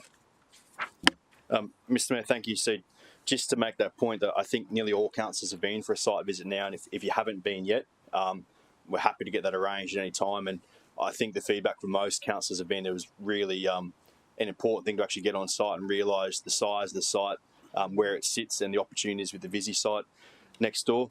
Mr Mayor, just thought I'd, more of a general stuff about ARC, make the point that in today's WWE committee to be resolved, we've got the LGID submission going to the state government, which is a massive step. We've had the first ARC Organic and first ARC Gold Coast board meetings in the last week. Yesterday, we had the announcement of the ARC Organics purchase. And today, Mr Mayor, one of the last items to be dealt with is the paper on the appointment of independent board members to ARC. Mr Mayor, I wanted to give that update because, as you are aware, there's a little bit of scuttlebug coming out of ComSec about the ARC project. I think it'd be fair to say some members of ComSec from other councils throwing some shade on our project, suggesting that it's not moving forward. Could I say to you that all of those things have happened in the last fortnight, and to anyone that thinks this project isn't moving forward, they're kidding themselves. Okay. Just letting you know, I've written to all mayors, in councillor mayors, and especially the Lord Mayor, the chair of councillor mayors, and very blunt that we're moving ahead nicely. We already bought the land. We budgeted $120 million. We bought the ARC Organic this week. Yes, Councillor Tozer. Do you mind me asking how far Phoenix or the Arc Organic is from this side? How many kilometres? Very close. Walking distance. Sorry, is it walking distance or 5 kilometres? You can walk there. You could walk there, but I am trying to get just some clarity. It seems very good. I'm very supportive. As the crow, 5 kilometres. as the crow lies, you know. Anyway, the letter has been written and sent it to those doubters in the council meeting. I did say to them, I mean, there's a couple of councillors going to sign supply agreement, supply of their rubbish, that's Logan and Redlands, and for those councillors who's slow off the mark or being critics, and they don't sign up, then I did say that the wholesale price won't be available, and that's directed to Brisbane. Councillor Hamill on the panel at the Urban Development Institute Australia. How'd you go on the panel? Mr. Mayor, I think it was fair to say that the nearly 300 strong crowd in attendance enjoyed your keynote speech and had an excellent panel session hearing from some very insightful thoughts around the economics, around constructability of dwellings in the city. What was really positive from it is the UDAA making strong public commitments that they intend to be at the table at every opportunity with a new planning scheme to hopefully avoid what happened through the major amendments and ensure that industry, community and this council are on the same page at the same time. Okay. Brisbane 2032, 7 years to grow. I was joined by Councillor Marshall and we had Olympic medalist Natanya Diem and also Paralympian Dylan Littlehales and of course our junior mayor Aidan Ying for the tree planting ceremony. And the tree is the Wallam Banksia, which is on our state on our shield there, on our insignia. So there's another one there, and so really we're marking that Gold Coast is going to be the place to bring gold to Australia. Southern Gold Coast Chamber of Commerce. I was joined by Councillor Hamill and Councillor O'Neill in attendance. How did we go there, Councillor O'Neill? Did they happy? Mr. Mayor, I think that they could have asked a few more questions. I thought they were very quiet, and you got off pretty lightly, I think, Mr. Mayor. I don't know. That's because I was succinct and I was, yeah. All right, I'm happy to be there. I've been going there for every year since I was mayor. Next one is the 25th of July, Future Gold Coast 2025 Forum. Councillor Hamill, Gates, O'Neill, Doran, Patterson, Wilkinson, Flower in attendance. Anyone else I miss out on? Right, had the pleasure of a welcome speech, and there was the elephant in the room. And I like the idea that the Premier confirmed that the review is only weeks away from the infrastructure from the Deputy Premier department. So looking forward to see that. Councillor, I move that my Mayor's report be welcomed and noted. Seconder, Councillor Hamill. Put the motion to you. All in favour, show of hands. Against, motion carried, unanimous. Councillors, procedural motion. I'd like to move that item 16.1, Independent Organisational Cultural Survey, result of 2025 be heard directly now. And the seconder, Councillor Martin. Put the motion to you. All in favour, show of hands. Against, motion carry. Over to you, CEO. It's quite close pertaining to. You got to go close. Yes, Councillor Patterson. Mr. Mayor, I'm just wondering if we would like to do presentations before we take time going into closed for our visitors. You'll have to change it back. You have to move a second procedural motion to move us back. What presentation? We do have a number of externals, and we could get that out of the way. Sorry, I need to stand. I apologise. Mr Mayor, that the councillor is right. We do have a number of externals here. To do that, they will need to move another procedural motion. Yeah, but how long is 16.1 going to take? I think it's a 10-minute presentation and a 50. Well, 10 minutes is all right. All good. You know. Well, councillors, this is about staff issue, so I move into close. Seconder, Councillor Doran. All in favour, show of hands. Against, motion carry.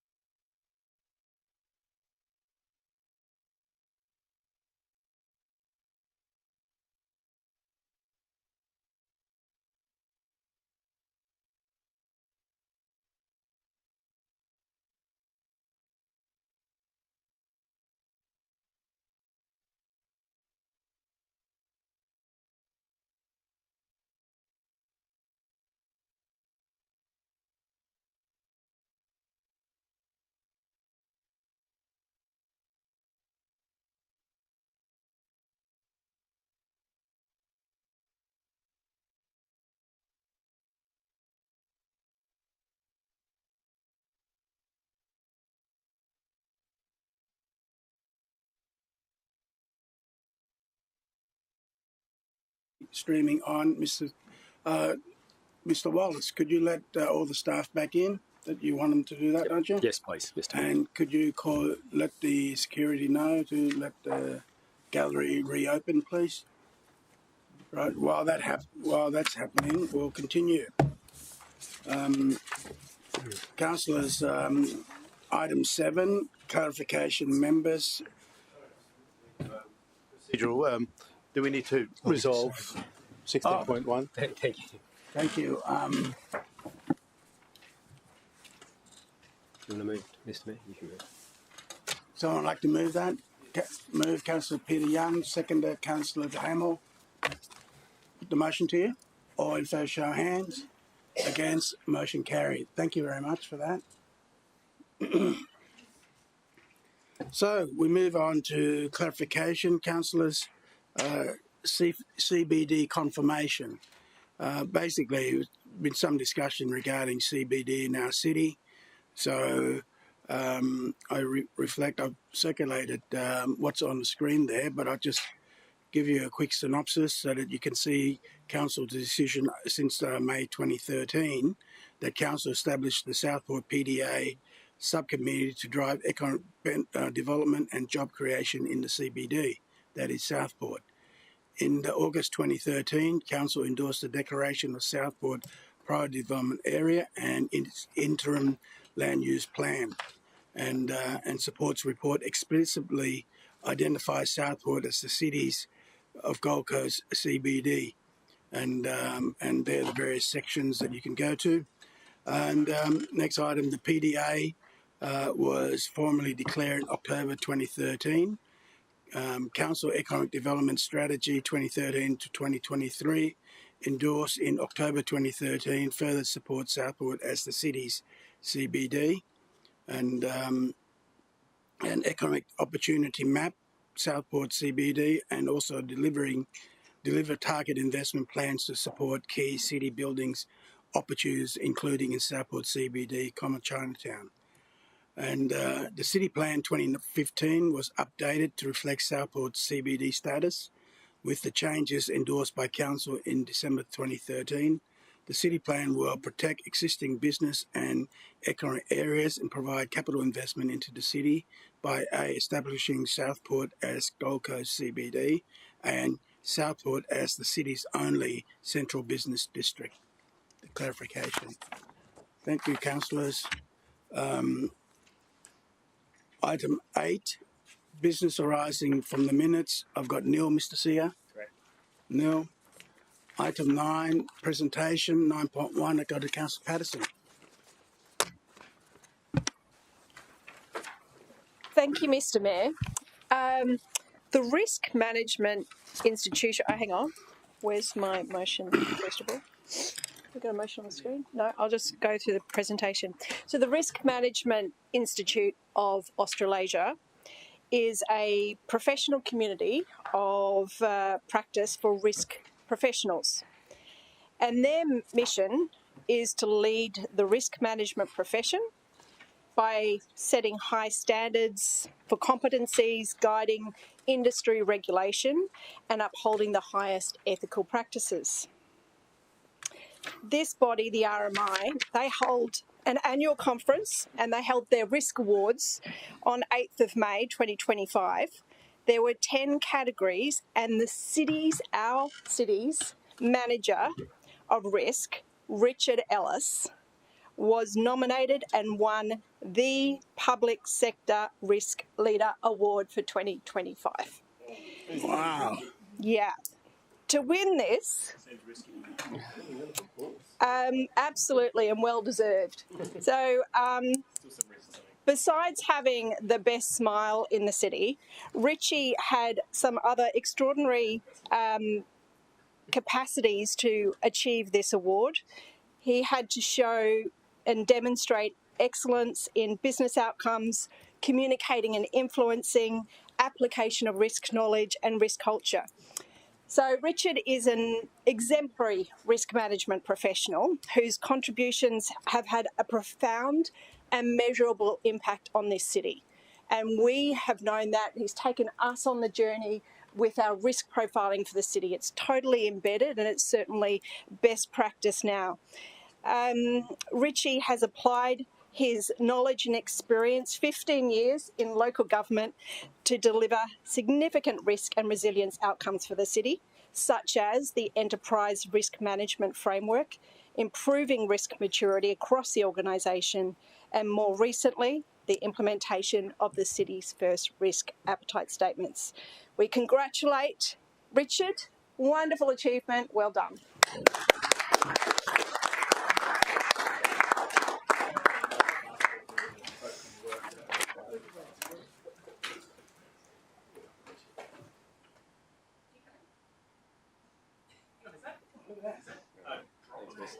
Thank you very much.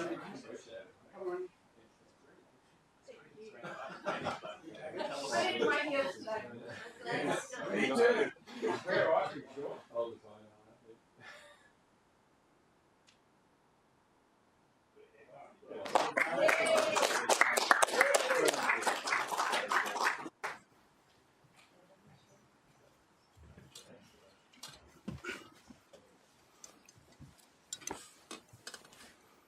Back to you, Councillor Patterson. Thank you, Mr. Mayor. The good news doesn't end there. The Australian Institute of Training and Development Excellent Awards is held annually, celebrating the best in learning and development across the country. This year, the awards were hosted 22nd of May in Melbourne. There were 9 categories, with the City of Gold Coast being a finalist in the Best Capability Building Program Award category. The award is presented to an organisation that has implemented a capability building program to enhance individual or team performance and contribute to overall positive organisational performance. The Best Self program offered by the city was nominated and was the overall winner out of 15 finalists. This included companies such as New South Wales Department of Education, EY, Westpac, to name a few. The Best Self program consists of 7 half-day workshops focusing on emotional intelligence, managing self-care and well-being, authentic communication, personal productivity, collaboration and connection, change happens, and courageous conversations. All 7 focus areas align with the city's high performance principles and are based on the latest neuroscience and behavioural research. We congratulate the team on the delivery of a fantastic program for our city employees.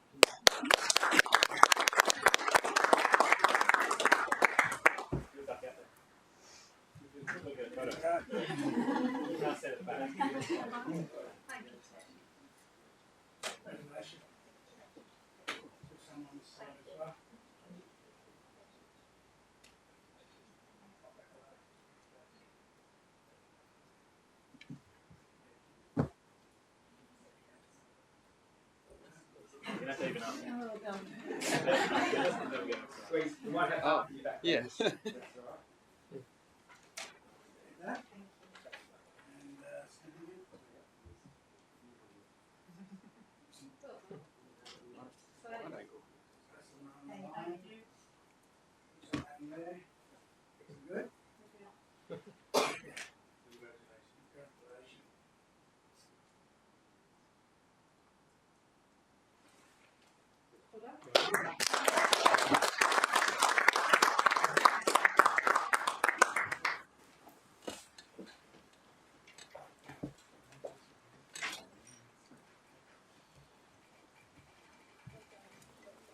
And this next one, you do one at a time or both? Okay, that's okay.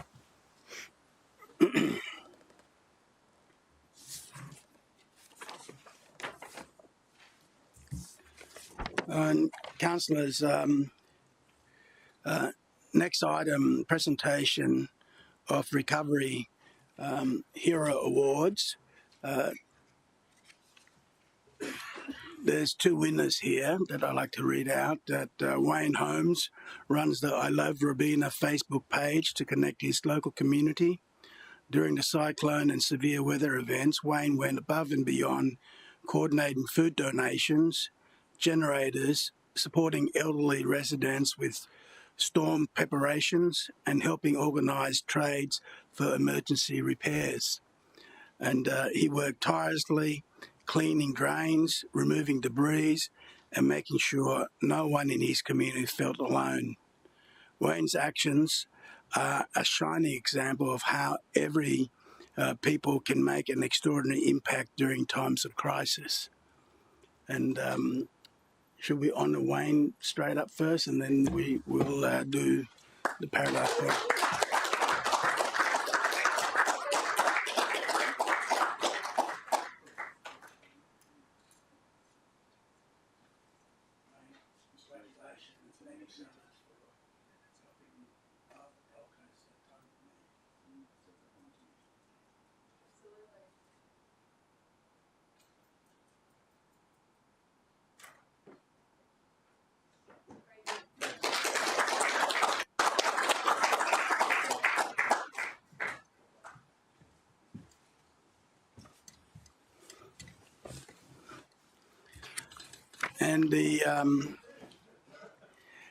And the Paradise Points Bowls Club became a beacon of support in the aftermath of recent disasters by opening its door to all, setting up charging stations, warming baby bottles for mums, providing hot meals, entertainment, and a safe place for connection and comfort. Staff who were personally affected by the storm still showed up each and every day to help others. The clubs didn't just talk about supporting the community, they proved it through tireless action and when it matters the most. So I'd like to call a representative of the Paradise Points Bowls Club to receive our Heroes Award.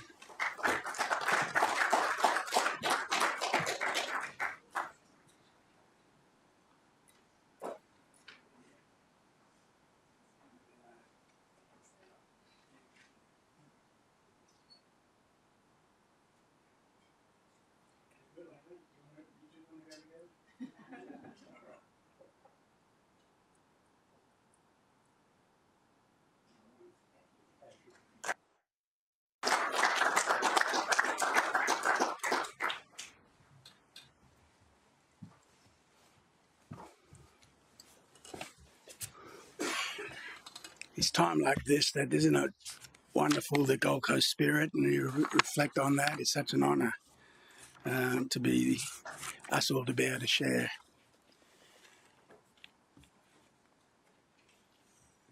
Conflict of interest declaration, Mr. CEO. It's Neil, I got. Neil.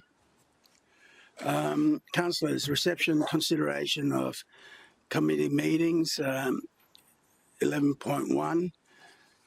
Councillors, I think we'll break for lunch since the lunch is already there, and then we'll come back and do all the committee stuff. We good? All right. What do you think? 45 minutes? Okay.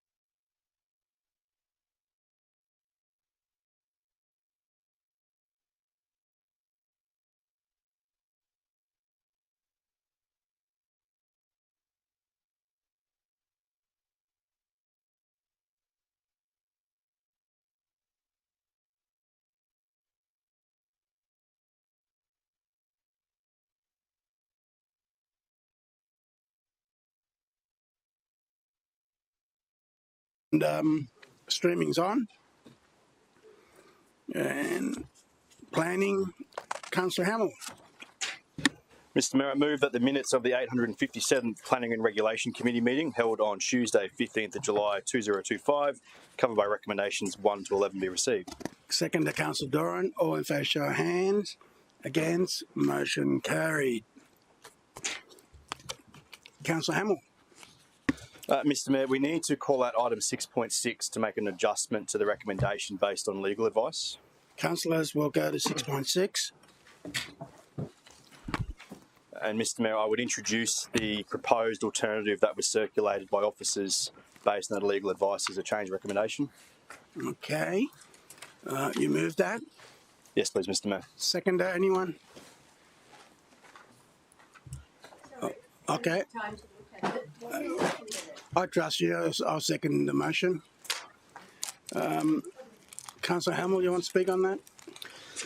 Mr Mayor, so this was the item that, in amongst other things, dealt with the changes to Local Law 2 and Subordinate Local Law 2 in regards to new traffic control areas. There was discussion at committee about a few changes that Councillor Patterson put forward about things we were looking to remove from that, which are still in here. The other main change was that while there was an acceptance of the new traffic permitting area along Light Rail Stage 3, that it called for a future report to come back on a couple other matters before final implementation proceeded. There was an undertaking in committee that while we came up with something on the floor that the EGM and GM needed to go away, run it through legal and make sure that since we're amending local laws, it followed the correct process. So this is the officer's version of what we put forward with all of that in there still. It's probably like an ad for now, Mr Mayor. All right. Question, Councillor Gates? Sorry, it's not about that, but did I hear Councillor Hamill move items 1 to 11? No. Or was I mistaken? Yeah. That was what I said. It was what he said, but I'm not sure there were 11 items. Can we check that, please? Can you go?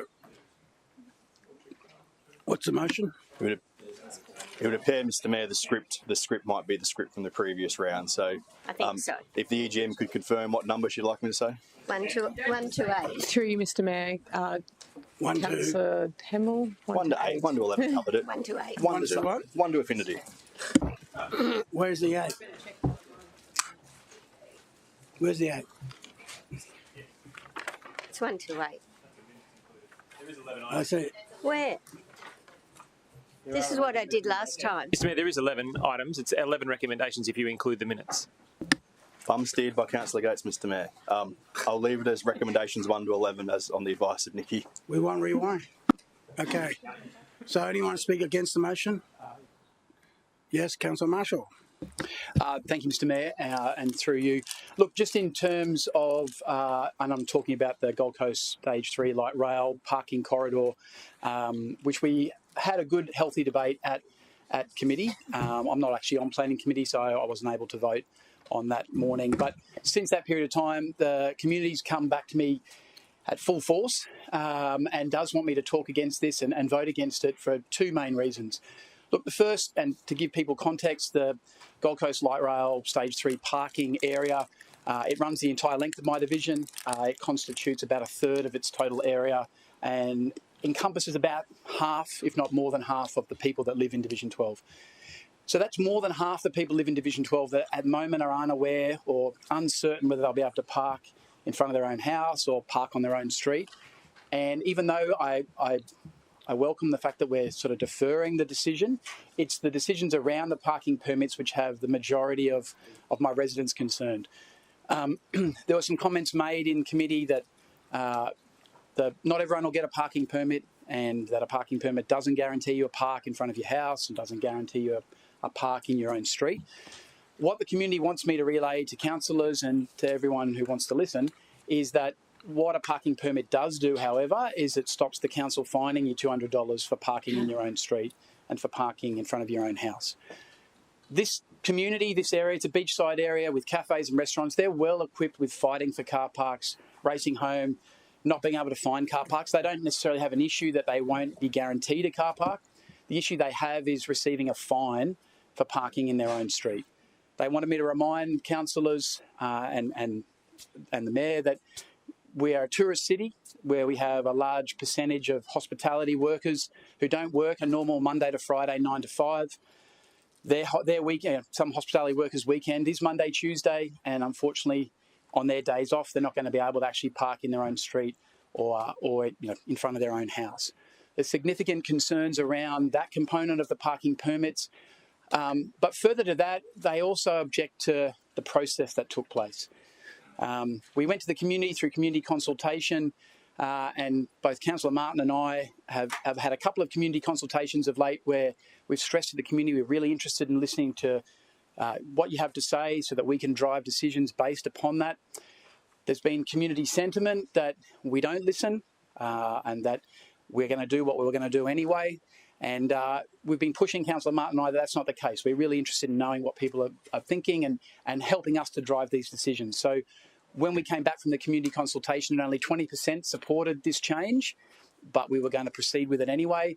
There was, I guess, a significant loss of the confidence in us as elected officials. And that's probably the process that I want to, I guess, discuss. And I don't mean to be on a soapbox here, but one of the biggest issues, I think, we can lose, I guess, the community, or the quickest way to lose the community is to ask for their opinion and then not follow through on some of the suggestions that they made. I think we're living in a period of time now where decisions are being made based upon community consultation in a number of different areas, and people are at the centre of the decision-making process for almost everything they come across. You know, we no longer go to the doctor and the doctor just tells us what to do. That's like didactic healthcare. We have patient-centred care, where you as the patient are at the centre of the decision-making process that affects you. You don't go to school now and just get told it's fact by a teacher. You have a student-based pedagogy where you are basically in charge of the decisions made around your learning. And so I think we have a society that have an expectation that they're at the centre of the decision-making processes that affect them. And I think when we continue to tell people what we're going to do and then spend 12 months explaining why we're doing it, and I'm not arguing that it was the right decision, what I'm saying is we could spend that 12 months learning where the blind spots are within the community, understanding where the community feels there are issues, because I think it's in these knowledge gaps and black sort of blind spots where conspiracy theories reign. I think if we spent that 12 months, as opposed to telling them what to do and explaining, we spent the 12 months discussing with the community, consulting the community, we'd get to the exact same position that our officers, who are the most knowledgeable and experienced in this area, get to anyway. I've said it on social media a lot, so if you follow me, you'll be sick of this, but I want to make sure that in my division, nothing in Division 12 happens without Division 12. And so what I mean by that is I want to make sure that Division 12 people have a say in every decision that we make within Division 12. And so for that reason, the community's asked me to vote against this one. I do appreciate the fact that we are going to delay and defer the decisions based on the parking permits, but it's the process that my residents aren't happy with. So, Camels to close. May I put up the foreshadowed motion, the committee's recommendation? Yes. And may I speak to that? No. Yes. Thank you, Mr. Mayor. At committee... Where's the foreshadowed motion? It's the one on the... I can't see the it. foreshadowed.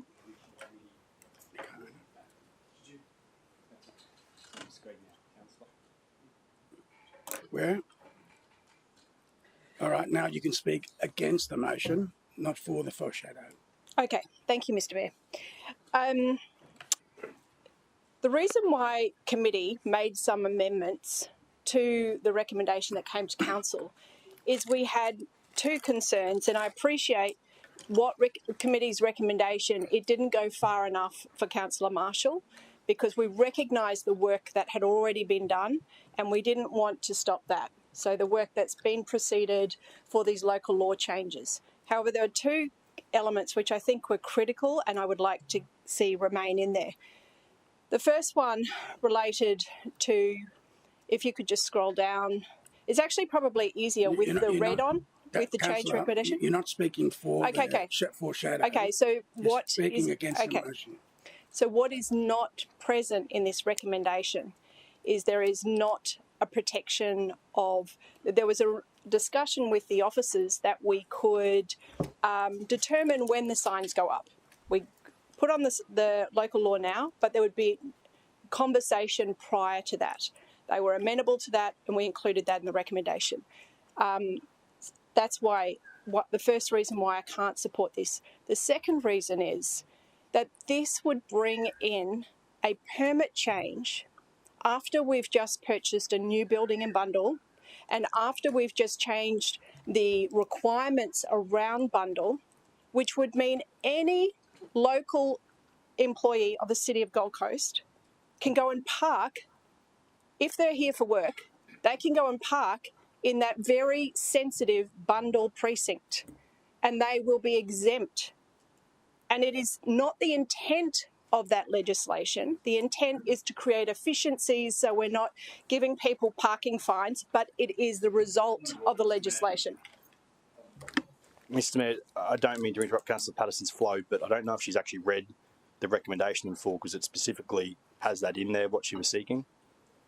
That's in the recommendation still. Okay, my apologies. If it does, I'm good. Just to be clear, Mr Mayor, so that would deal with 2B, the exclusion of local government vehicle parking permits. Sorry.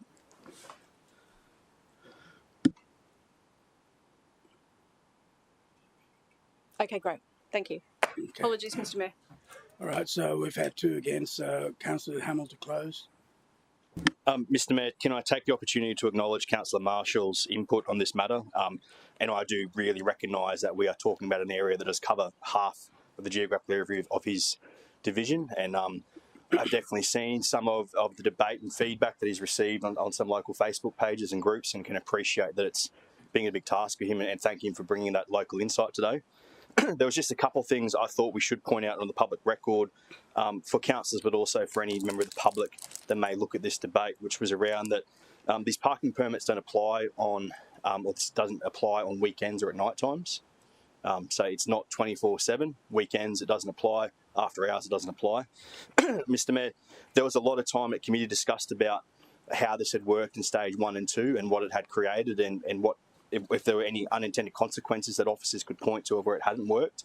And the feedback from officers in this space was that through light rail stage 1 and 2, that the introduction of this traffic management area had been a great success, that it was doing what was wanted, which is to ensure that instead of commuters coming in and taking up every single spot in a residential street, it was forcing turnover, making sure that local residents, local visitors, local businesses had access to parking in those streets. So, Mr Mayor, while I appreciate Councillor Marshall's comments on behalf of his division, the light rail is a whole of city project, and the introduction of this parking permit area is definitely a whole of city consideration. That's why it comes through this chamber this way. The updated recommendation reflects everything that the committee was seeking, including Councillor Patterson's concerns around the local government parking permit side of things. This is just updated words to exactly reflect what the intended committee was, and I would seek it for endorsement of all councillors here today. Okay, the debate's closed. Put the motion to you. All in favour, show of hand. Division's call. Show of hands. Mayor Tate, Councillor Young, Councillor Taylor, Councillor Curtis, Councillor Hamill, Councillor Fowler, Councillor Gates, Councillor Wilkinson, Councillor Patterson, Councillor Lacastra, Councillor Tozer, Councillor O'Neill. Against. Councillor Martin, Councillor Doran, Councillor Marshall. Motion carried. Any items you want to deal separately, Councillor Fowler? Thank you, Mr Mayor. 6.2. We're going to 6.2.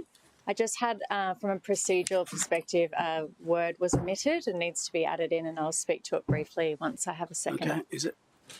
Happy to second, Mr Mayor. Second, Councillor Hamill. Is that added? Is that in red? Yep. That's okay, you want to speak on that?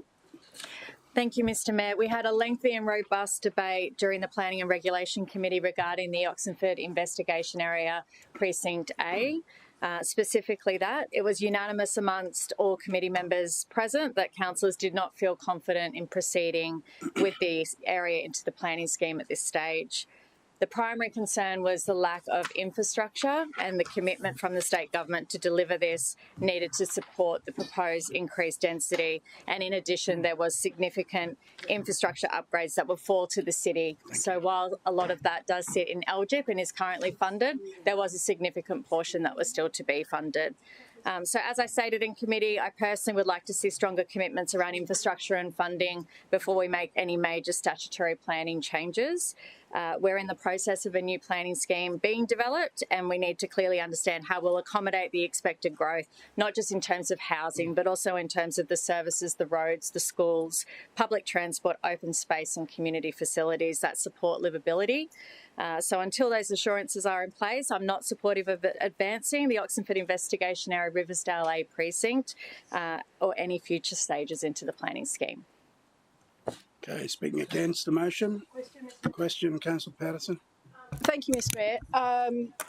I found it regretful to vote against this at committee, but there was a question that I had asked, and I'd just like to ask it again because I've had differing information. So the question asked was, had we asked the state for the infrastructure support? And we were told yes. However, my understanding is that the significant fund the new state government made available to local governments across southeast Queensland for infrastructure, we didn't make an application to that. So I just want that clarified, and also to have it clarified, what did we get, what did we apply for in that infrastructure, significant infrastructure round? Thank you. You've got the answer. Through you, Mr. Mayor. Councillor Patterson, yes, we did liaise with the state. In terms of the infrastructure fund, I know that Michael Koala, if we can get the EGM of Infrastructure Gold Coast just to come out. Councillor Patterson, if you're comfortable with that, Michael can go through the items that were submitted there. No, we'll take it on notice. We'll take it on notice. Sorry? I can probably answer that for Councillor Patterson because I do have the criteria here. Thank you. All right.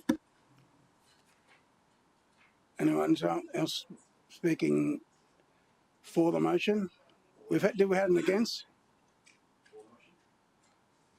Did we have an against? We did, didn't we?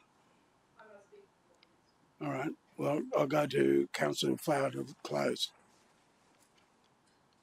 Thank you, Mr. Mayor. I'll take that as my close. Okay. Put the motion to you. All in favour, show of hands. Against, motion carried, unanimous. Any other items you want to deal separately, councillors? Councillor Hamill? Mr. Mayor, I move that all remaining recommendations be adopted. Second to Councillor Doran. Put the motion to you. All in favour, show of hands. Against, motion carried, unanimous. Governance, Administration, Finance, Councillor Patterson. Thank you, Mr. Mayor. I move that the minutes of the 857 Governance, Administration and Finance Committee meeting held on Tuesday, 15th of July 2025, covered by recommendations 1 to 8, be received. Thank you. Second to Councillor Martin. All in favour, show of hands. Against, motion carried. Any items you want to deal separately, councillors? Councillor Patterson. Mr. Mayor, I move that all recommendations be adopted. Thank you. Second to Councillor Martin. Put the motion to you. All in favour, show of hands. Against, motion carried. Lifestyle, Environment and Heritage and Resilient, Councillor Tozer. Thank you, Mr. Mayor. I move that the minutes of the 857th Lifestyle, Environment, Heritage and Resilience Committee meeting held on Thursday, the 17th of July 2025, covered by recommendations 1 to 6, be received. Second to Councillor Marshall. Put the motion to you. All in favour, show of hands. Against, motion carried. Councillors, any item you wish to deal separately? Yes, Mr. Mayor. Councillor Tozer. I just want to move the committee recommendation for item 8.1. 8.1. Seconder, Councillor Peter Young. Go ahead. Thank you, Mr. Mayor. This represents some great work that's being undertaken over many, actually a number of years now. Grant Perriott and the team from Catchment Management has kind of been looking at the groundwater in Springbrook. Rather than wait for the report which is pending with Council later this year, some changes have potentially been, or some augmentation of that report that we're expecting later this year has been proposed to be submitted in a partnership with QUT, and they've asked us to explore some options, and I think that should form part of the report that we read later this year, Mr. Mayor. Hopefully, anyone to speak against? Put the motion to you. All in favour, show of hands. Against, motion carried. Any other items, Councillor Peter Young? Yes, I'd like to move an amendment to the motion on item 7.1, please. We go to 7.1. Deals with the Nerang administration site, preferred use assessment. My alteration is on the screen. It's number 4, that the CEO and relevant officers and consultants continue to work with the Division 5 councillor to progress the planning and implementation of council's decision. Thank you.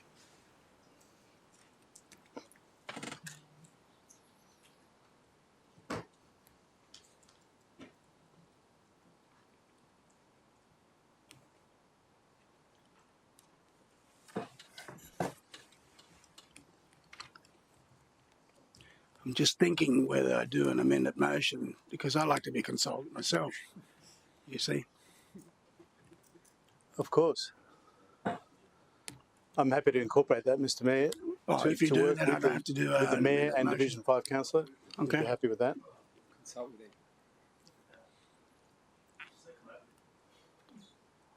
Okay, if you Happy do to that, have- then I'll save a amended motion. Thanks, Mr. Mayor. I come out of the shadow. All right, second to Councillor Tozer. Would you like to speak on that? Just briefly, Mr. Mayor, thank you. I did make you aware of this in a notification last week. I'm sorry if you hadn't seen it. The objective here is just to enable the community to clearly see that there will be involvement by yourself and myself in the continuing negotiations around and deliberations that will occur for the Nerang site and the delivery of important community infrastructure. I just want to emphasise a couple of things. First of all, Council's previously made a committed decision to respect the economic impact of withdrawing its administration personnel from the site, and that we want to deliberately offset that through the insertion of appropriate funds and community support into the community, and I think that's being progressed through the activities to date, and I am steadfastly going to continue that. I know that you'll join with me in that objective. Secondly, I want to recognise and thank Council and Council officers and the CEO for their involvement in this process. We've looked at a number of options and they continue to be looked at. There's some really exciting prospects. None of that's perfectly clear to the community if they see the recommendations of the Council or the resolution of Council from today. That's why I've sought that number 4, so that people have the confidence that you and I are going to be continuing to be involved and their voice at the table. There's some great considerations and prospects around the relocation of the staff out of the admin centre because it's opened up that site for us.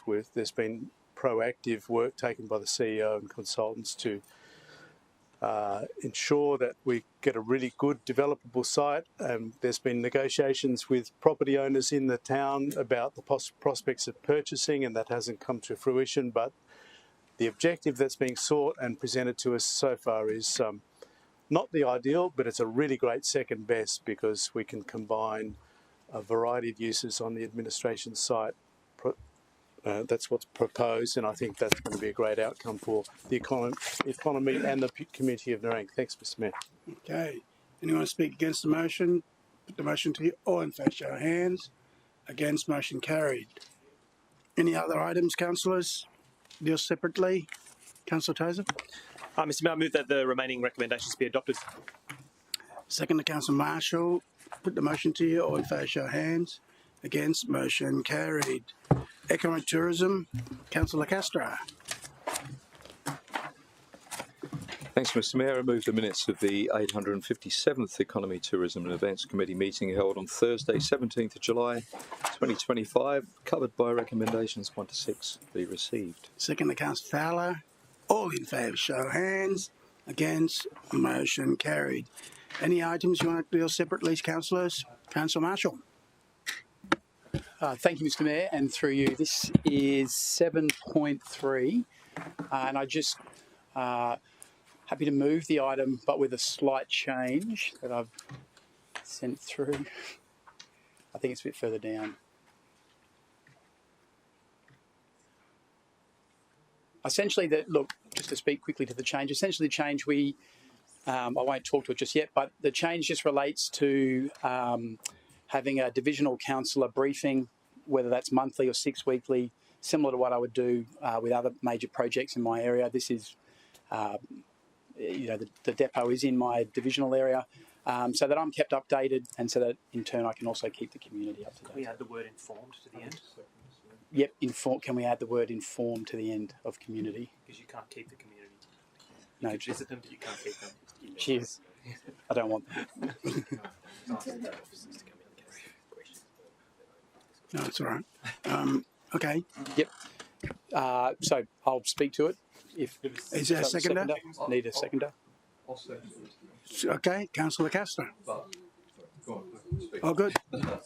Thank you, Mr. Mayor. And through you, look, I've got to be careful. This was on grey paper and was confidential in a closed session. Had a really sort of fantastic discussion around a really exciting project that's happening in the city, and certainly an exciting, I guess, project. It's at Miami, in my area. I guess my only concern was that there's a lot of discussion with the community feedback, and the community feedback was incredibly positive, which was fantastic. In that information package, there were a lot of statements around the community is going to help, I guess, sell the package and be the people that design, I guess, the site and what we're going to see. But up until committee, I had no idea of how far this had progressed. I hadn't had a briefing and was unaware of that stuff until the committee papers obviously arrived at me. So I just think it's prudent at this point in time, given this is a big thing for the city, big thing for Miami, big thing for Division 12. Like I said, nothing in Division 12 without Division 12, is that I'm involved in that process. So having a monthly, 6-weekly briefing of the updates so that I can keep the community updated is what I'm requesting. Okay, anyone speak against? Question, Councillor Gates.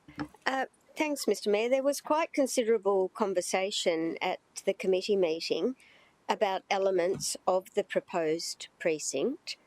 And I note that I left the meeting early, so I'm a little unclear that we got to a point of endorsing the draft and going to registrations of interest and expressions of interest, when my understanding was that the divisional councillor was not happy with elements of what was presented to us. So I did leave the meeting early, and what I would like to ask is whether there was a changed position arrived at regarding height in particular at the proposed precinct, so I know where it landed. I'm sorry I didn't... Well, if you're unhappy with it, you would have changed the recommendation to make you happy, wouldn't you? Yes. So Mayor, you're happy with what... So I don't know if I need to answer, but we did discuss that, I think, after you had left. And I think we are not endorsing the pathway for planning. We're endorsing the process, but they'll come back to us at council with a feasibility study about, and I'm not sure what I'm actually meant to mention, the master plan options, so that at that point we'll know. But in essence, we're going to want the best and highest use because it's our land, so that we, for the community, and also so that should we go ahead with the funding model, it doesn't hurt our hip pocket as much, I would have thought. Absolutely, through you, Mr. Mayor. Best use. Let's not talk about height too much, but no, best and highest use. What I'm getting at is high meaning value, high value use. Absolutely, yeah. That was my Councillor Marshall was a bit concerned about you saying the highest use, maybe referring to the height of the buildings, and he was making sure that that's not what he meant. Value of course, Mr. Mayor. English is my second language.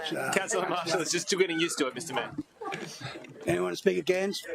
Put the motion to you. All in favour, show of hands. Against, motion carried. Any other items to deal separately?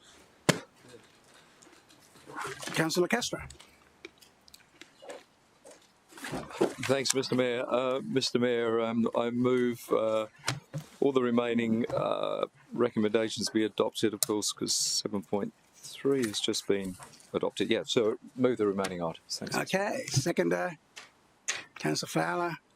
All in favour, show of hands. Against, motion carried.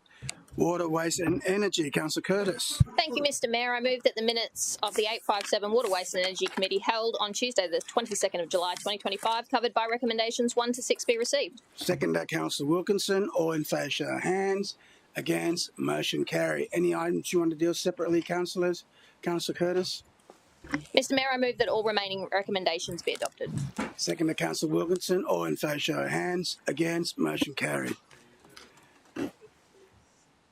Councillor Taylor for Transport and Infrastructure. Thank you, Mr Mayor. I move the minutes of the 857th Transport and Infrastructure Committee meeting held on Tuesday, the 22nd of July 2025, covered by recommendations 1 to 8 be received. Seconder, Councillor Gates. All in favour, show of hands.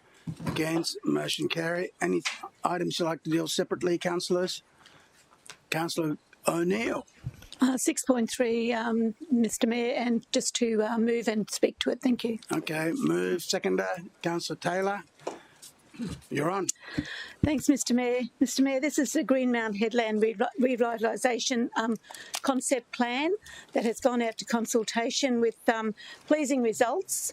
Although I do want to make some clarification. Unfortunately, on social media, and especially with the Bulletin, and they put their articles on social media, people tend to just read the headlines or maybe look at the renders and not really go into the details as much. I just want to assure everybody that we have listened to the feedback.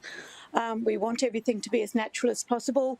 The officers are looking at an Okoya timber product for the walkway, for the upgrade of the walkway, which is what they use on the Noosa walkway. It's a very natural product. It looks great. People just assumed that we were going to use concrete. So I just want to make that clarification, but I'm really happy with the renders and I think it's very practical. There'll be also some upgrading around the Greenmount Surf Club, which will help them with their marshalling of their nippers. And also we're looking at a project that will deter e-bikes from actually going around that headland, which I think is really, really important.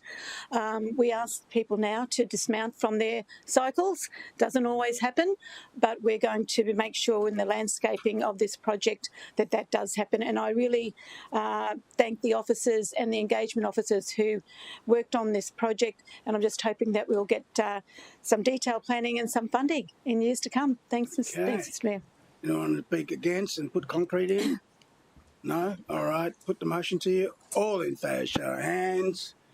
Against, carried, unanimous. Any items, Councillor Tozer? Item 7.2, I just move the committee recommendation, if that's okay. 7.2, go ahead. I don't have a seconder yet. But... Yeah, what's your recommendation? What's your... I'm moving the committee recommendation, Mr. Oh, the committee, okay. I thought you had a... No, just the committee recommendation. Okay, second to Councillor Taylor, go ahead. Mr Mayor, this matter was also confidential, so it was a bit, I can't really say too much, but the substance of it is that we're entering into a significant contracting plan. And one of the things that came out of the debate was that the report itself was a little bit confusing to some of the councillors. And whilst I can't go into the details, for the information of councillors who weren't at the meeting, the actions on page 154 of the agenda can be combined with the potential shortlisted tenderers on page 165 of the agenda. And without identifying any of those things, we concluded that in future, when a report like this comes up, and we're expected to make a decision that is not insignificant when it comes to the substance of funds, how much money we're spending, that the executive summary or that the conclusion will clearly make a link between the information on those two pages. To make that, obviously we're councillors, we can read reports, but it really is helpful to us to have that sort of conclusion very clearly identified. So when we undertake this idea of making informed decisions, we have all the information very clearly in front of us. I thought that was a really good outcome of that, and I think the chair kind of coordinated that in the debate very well, and it was a great conclusion to have Michael and the team from Transport and Infrastructure agree with us that they could do potentially a better job in putting that report together in future. Thanks. Speaking against anyone? Put the motion to you. All in favour, show of hands. Against, motion carried. Any other items, Councillor Patterson? Thank you, Mr Mayor. I would like to call out 6.4 to move the committee recommendation. Move committee recommendation. Seconder, Councillor Taylor. Mr Mayor, I just thought it is worth bringing this out because councillors and the community expressed our frustration in the last 18 months, 2 years ago, about how our mowing contracts were run and the service levels that customers felt they got when they were trying to give feedback. The work that's been done to update this and to improve this is impressive, and it enables, when there is complaints or concerns made, they go direct, the contractors hear them, they've got stronger KPIs, and I just really wanted to acknowledge the team for listening, taking it on, and recreating contracts that really serve the city. Thank you. Anyone want to speak against? Put the motion to you. All in favour, show of hands. Against, motion carried, unanimous. Any other items you want to deal separately, councillors? Councillor Taylor? Thank you, Mr Mayor. I move that all the remaining recommendations be adopted. Second to Councillor Gates. Put the motion to you. All in favour, show of hands. Against, motion carried, unanimous. Number 12, consideration notice of motion. It's nil. Nil. 13, question on notice. Mr CEO, any question on notice? Nil. Nil. 14, present petition. Councillor Peter Young, 14.1.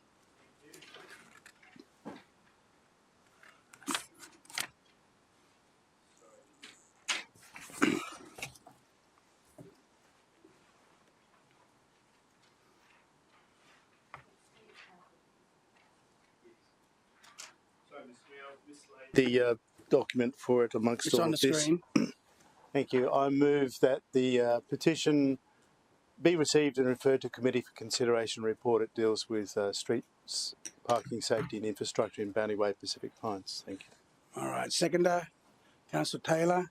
Thank you. Put the motion to you. All in favour, show of hands. Against, motion carried. 14.2, Councillor Martin. Thank you, Mr Mayor. I move that the petition requesting council reconsider their decision to increase the metered parking times at Goodwin Terrace and similar parking areas along the foreshore of the Gold Coast be received and referred to a committee for consideration and report. Second to Councillor Patterson. Put the motion to you. All in favour, show of hands. Against, motion carried. 14.3, Councillor Fowler. Thank you, Mr Mayor. I move that the petition requesting council have parking restrictions along both sides of Grant Avenue in Hope Island be received and referred to a committee for consideration and report. Seconder, Councillor Gates. Put the motion to you. All in favour, show of hands.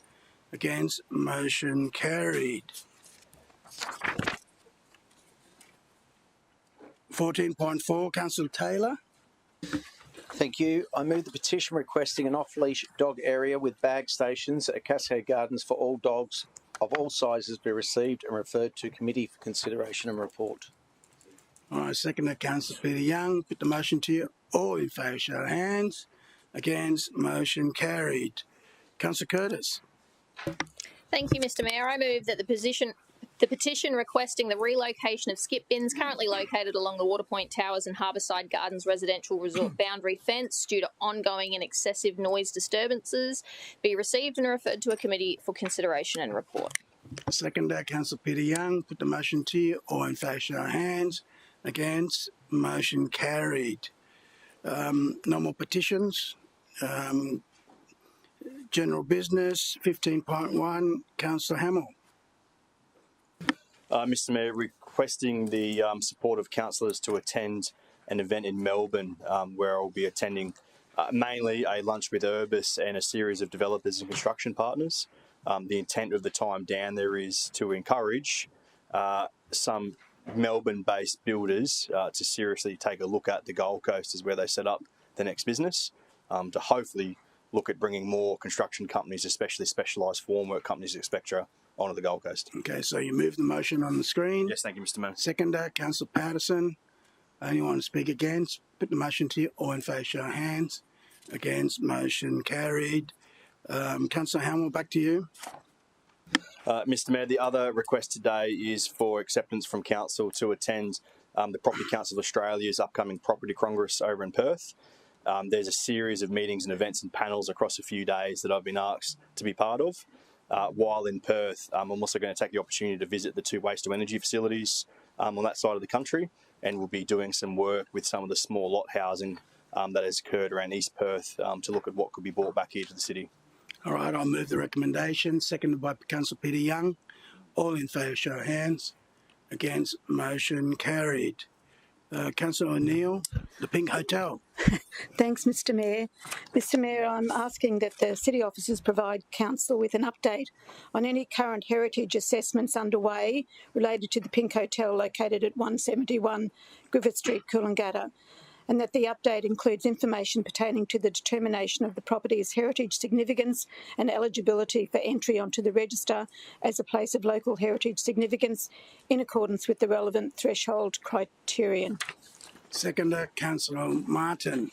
Mr Mayor, officially the Pink Hotel started its out as the Ocean View Motel, opened in 1963, but it's speculated that the opening was much earlier than that. It was restored in 2018 and reopened as the Pink Hotel in a retro chic theme.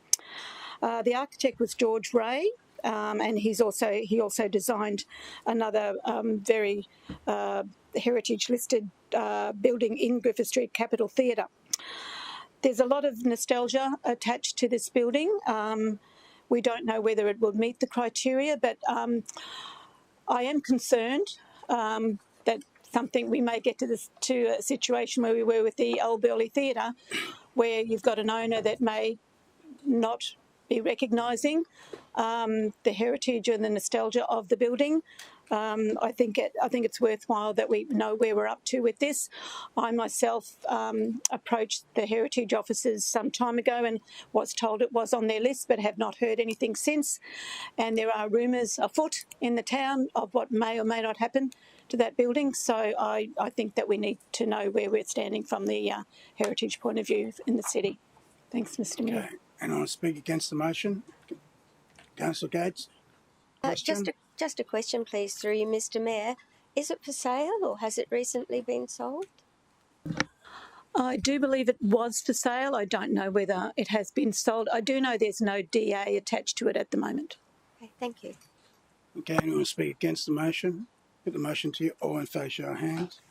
Against, motion carried. We go to 16.2, Queensland Audit Office Interim Report. Councillor Hamill, you want to move that? Move. Second, Councillor Tozer. Question, Councillor Peter Young. Thanks, Mr Mayor. I just wondered if we should be referring this to the Audit Committee as an element of the recommendation. No, after. Yeah. I got to get it first. Yeah. I get it first, and then they get it. Okay, Mr Mayor. Okay. Anyone speak against for me not to get it? Put the motion to you. All in favour, show of hands. Against, motion carried. 16.3. 16.3, let me have a look.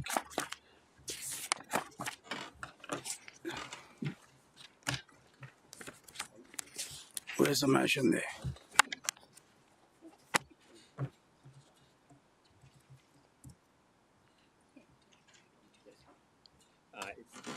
We have to go to close if there are questions. Yeah, well, I'm just moving the motion first. Councillors, I'll move the motion that's on the screen. Seconder, Councillor Hamill, being Deputy Chair of ARC. Right, open the questions, and then if the questions are specific, we'll go to close since it's in grey. Any questions? It's for or against? In favour, you can speak for then. Because you're the first speaker. Thanks, Mr Mayor. I just wanted to comment on the high calibre of the people that have been identified, come forward and been identified and are recommended for our acceptance. I think we're just exceptionally lucky to have people of this calibre serving the city. Thanks, Mr Mayor. All right. Anyone speak against the motion? Righty, Councillor Hamill, do you want to close? Mr Mayor, thank you for that. Only to wholeheartedly agree with what Councillor Young has said, and that if we needed any more signals from the market of the level of positivity behind this project, the calibre of people from their backgrounds that put their names up for these positions demonstrates that. And when these independent members are made public, that is going to go a long way to helping this project in another important step forward. So wholeheartedly support the recommendation of officers who should be appointed as independent members. Okay. All right. Thank you for that. So,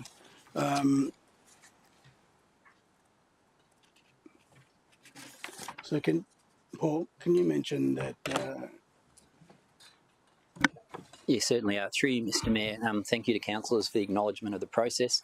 I would like to acknowledge Vanessa Jolly from Directors Australia, who undertook this process alongside the city, and to our panel members, Kathy Baker, Vanessa, Matthew Walker and Alex Graham. Thank you very much. Thank you, Mr Mayor. Thank you. Rightio, put the motion to you. All in favour, show of hands. Against, motion carried, unanimous. Okay, 16.4.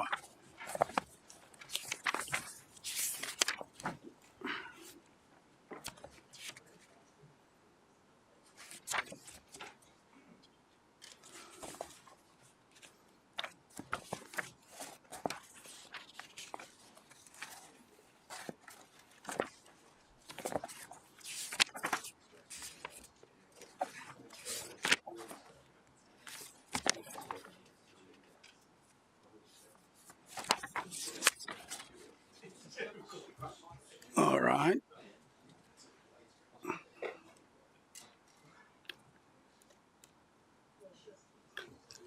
Okay, councillors, you ready? 16.4. We're dealing 16.4 and 16.3 separately.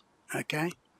So, and declarable conflict interest. I think you go first, Councillor Patterson. Yes, thank you, Mr Mayor.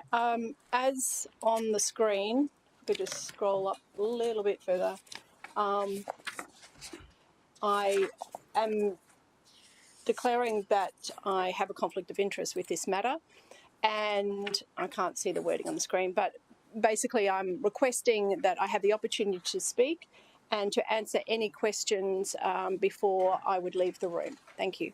All right. Yeah. So, councillors, the idea is that we'll do a procedural motion to decide that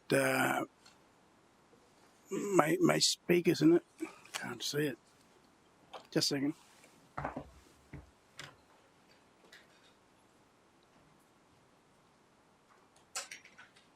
Yeah, in red, everyone.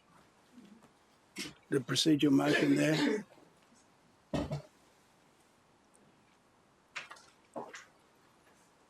Councillor Tozer, got a question? Yeah, Mr Mayor, just Right. the question I have is just, isn't there a normal practice associated with this? Is it a conflict of interest that needs to be declared, or is there a normal kind of a... No, you got to declare it. Okay, cool, great, thank you. All right. So the idea is that in red there, I'll be moving procedural motion. Councillor Patterson can provide a statement, and then and also to stay to answer any questions. But when we get to the question on that, please be aware that you can't mention any organisation, persons in the report because it's confidential. So you can ask a question. I won't give you an example of some of the questions, but if there's no question, then when it comes to deliberation and hour in discussion and imposing anything, she's not part of that process. Councillor Tozer. Will there be a chance for us to move to close to ask Frank and Peerless questions about the matter after Councillor Patterson leaves? There will be. So I'll listen to the question. Yes. And if the question requires to go to close, I will move a procedural motion to go to close. If the questions are broad and doesn't require to go to close, I'll remain open. Okay. Thanks, Mr Mayor. Councillor Patterson. Mr Mayor, just on that, is there, after I've answered questions openly, if there are questions since I left the room that require going into closed, just making it clear that I'm very happy to come back to answer those in closed if necessary. Okay. Thank you. So, Councillor, I moved it. Okay, councillors, I move the procedural motion on red on the screen. Secondary is Councillor Peter Young. Anyone wish to speak against that? Put the motion to you. All in favour, show of hands. Against, motion carried. Councillor Patterson did not vote.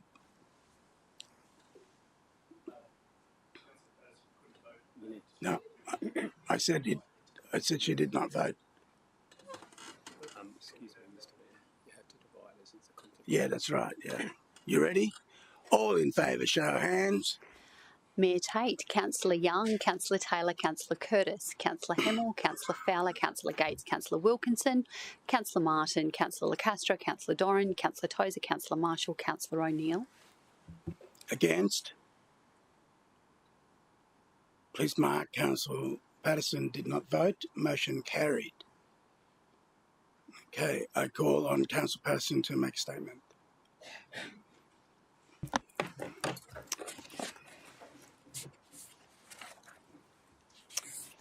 Mr. Mayor, fellow councillors, thank you for giving me the opportunity to speak today. It is no secret that I am a passionate advocate for my community, and I have acknowledged publicly before that this has caused communication challenges. And since then, I've grown and developed in my elected position. I have also undertaken training to become a better, clearer communicator.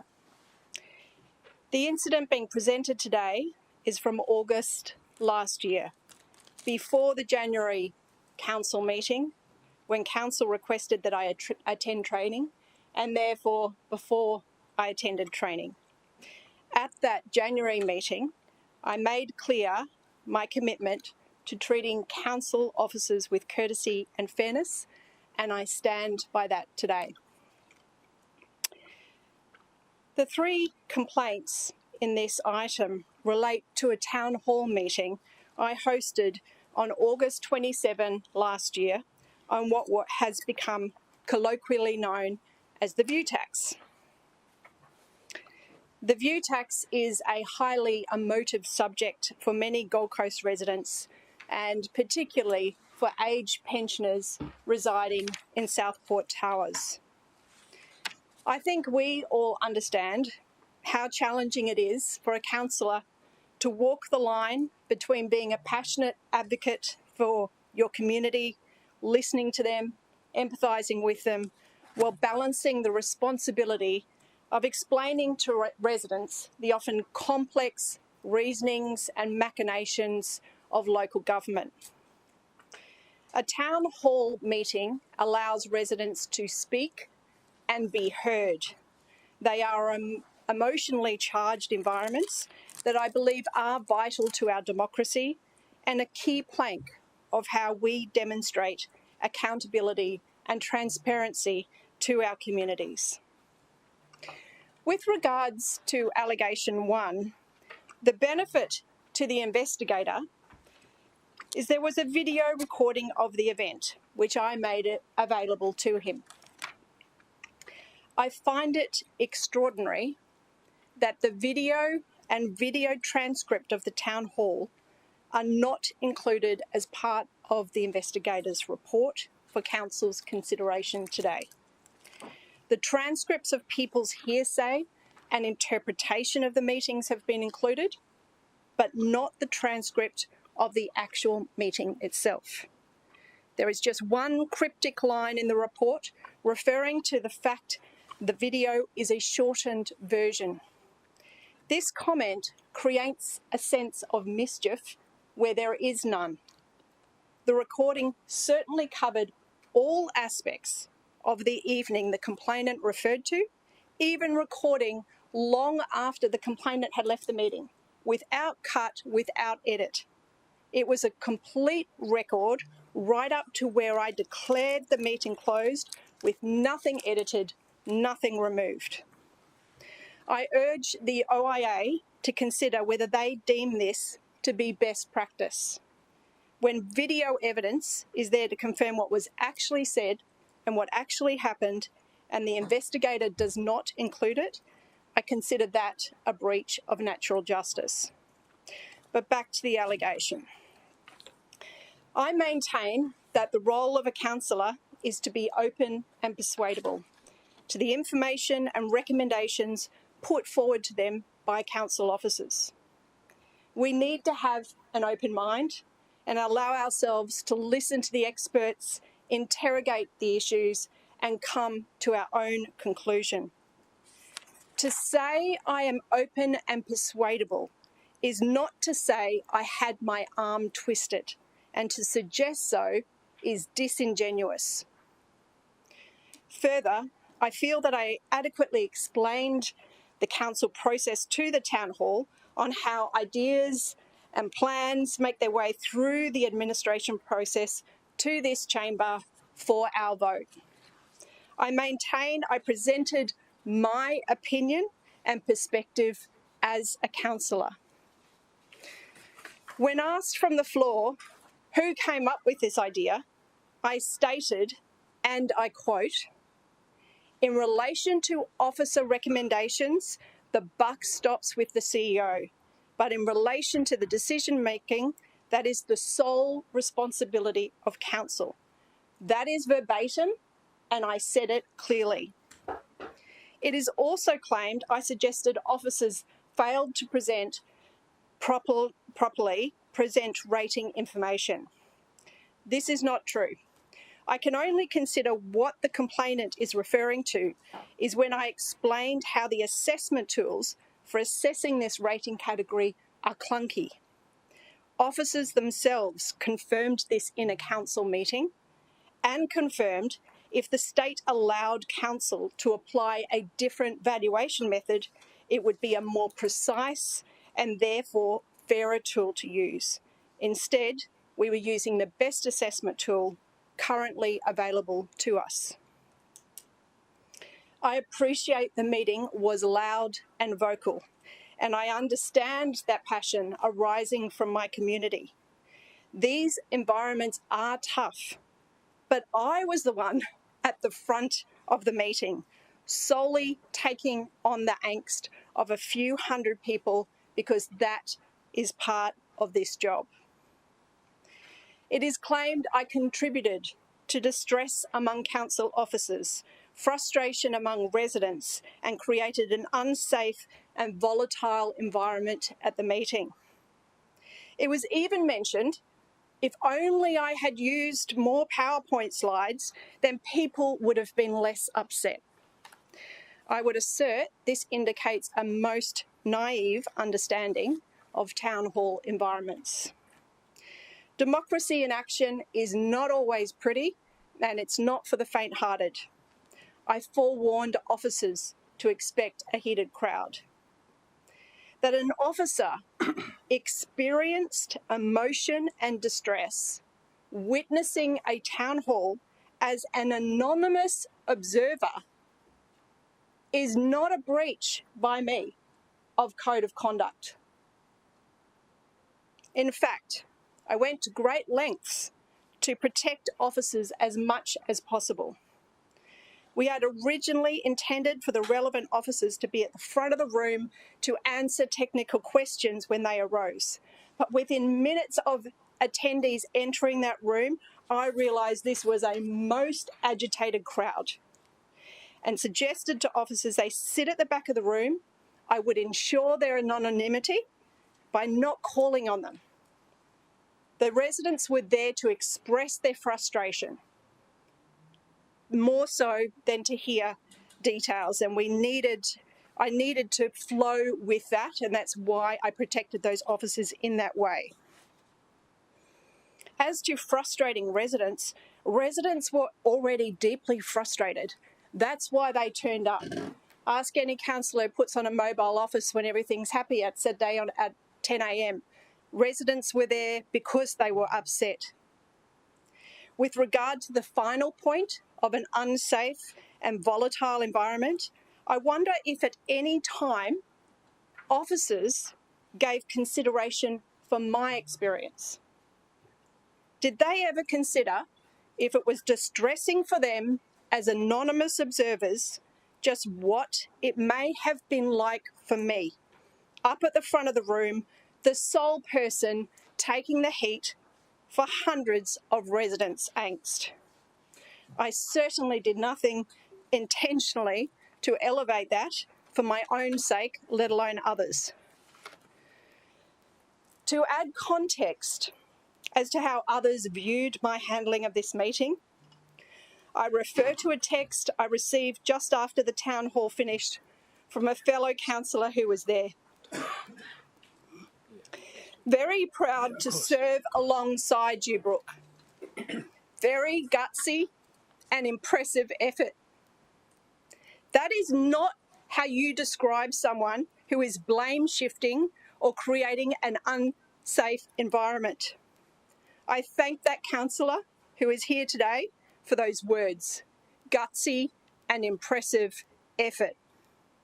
The difference between this message and the communication from the bureaucrat complainant on a phone call minutes later that evening are chalk and cheese and the subject of the next allegation. Allegation 2 relates to a call I made after the town hall meeting to a city executive. Pardon? You have 1 minute. Why do I, just point of order, Mr. Mayor. This has been taking 11 months. I need to speak to the matters. It's local. You got 1 minute. And you have the right to give me more time if you wish. You got 1 minute. Allegation 2 relates to a call I made after the town hall meeting to an executive. On the call, I expressed my astonishment for what I found to be their lack of empathy, respect and consideration for both myself and residents. And during that, it is true, I commented that I thought their very high level of pay would be sufficient compensation for them to be able to stage the end of a meeting to hear out residents. I understand they considered this comment to be discourteous, and I apologise for the discourtesy caused. On allegation 3, although I am grateful it was found to be non-substantiated, it is alarming that this senior bureaucrat ever considered it acceptable to complain about an elected representative publicly sharing their point of view on a matter affecting their residents. It is a cultural indication of how they perceive their role and the role of elected representatives, and I assert it requires attention.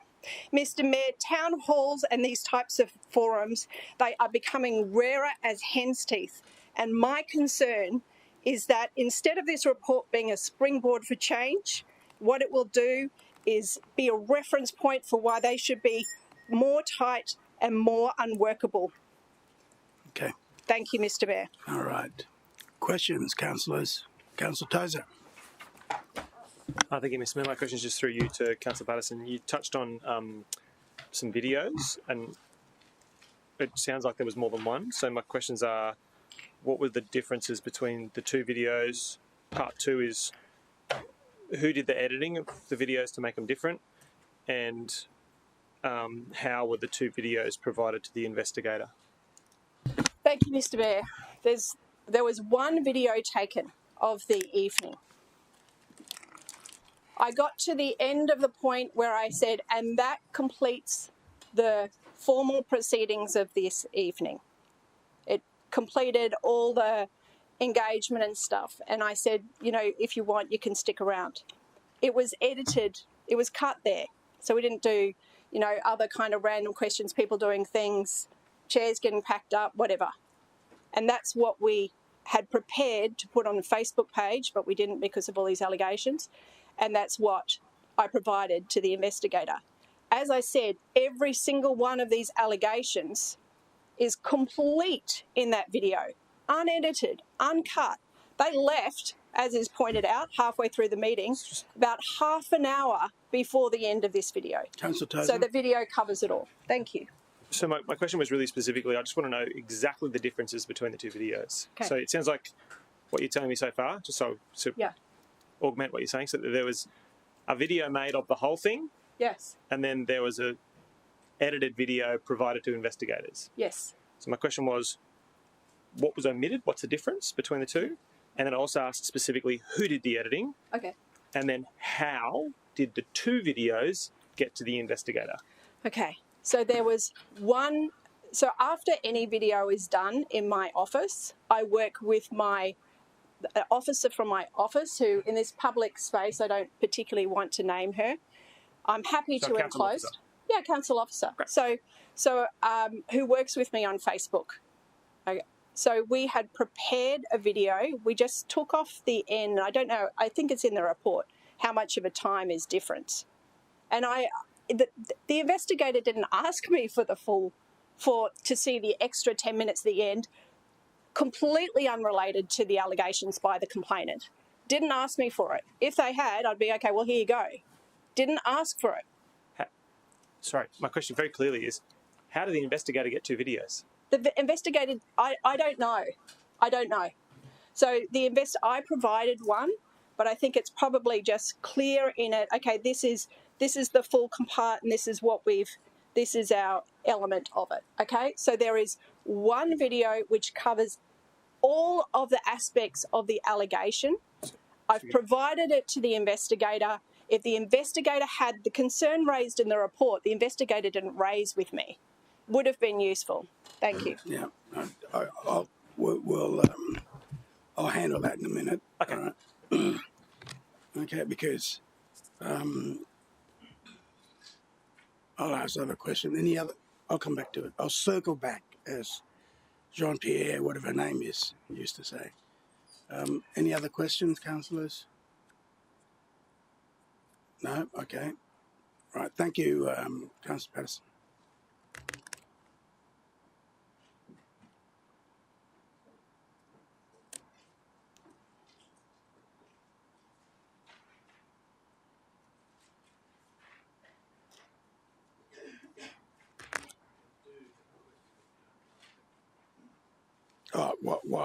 If I could make this late claim for a question, Mr. Mayor, to Councillor Patterson. All right, Councillor Peter Young. Thanks, Mr. Mayor. Through you and Councillor Patterson, thank you for your statement today, and I appreciate the difficulty that it presents for you. I just wanted to ask a question specific to the report that we have that states that you said, and I think the word quoted is, you were persuaded to adopt the recommendations of the officers. Is that accurate? That I explained the term open and persuadable to my audience. I explained it's a term that we use frequently in this room because they were trying to understand the process of how it came to be. And I said I have an obligation to be open and persuadable, and I was persuaded by the arguments presented to me. It's kind of my job.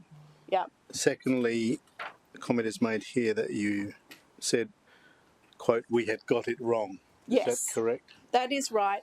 In my opinion, we have got it wrong. And I know, I'm pretty sure every councillor here, if we go by the last council resolution, does not agree with me on that.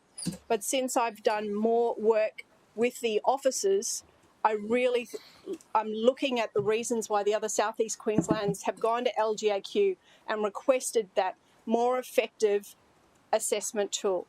So I explained, look, I now think, in my opinion, we've got this wrong, which I'm entitled to do. That's all. Thanks, Mr. Mayor. Well, I'm not so sure about that. I'm allowed to have an opinion. There's a council position. You weren't a spokesperson on behalf of council regarding the budget process. No, but I'm allowed to have an opinion on it. I'll review the video. Okay. Like when it comes to budgeting, as council, we make a decision. Yeah.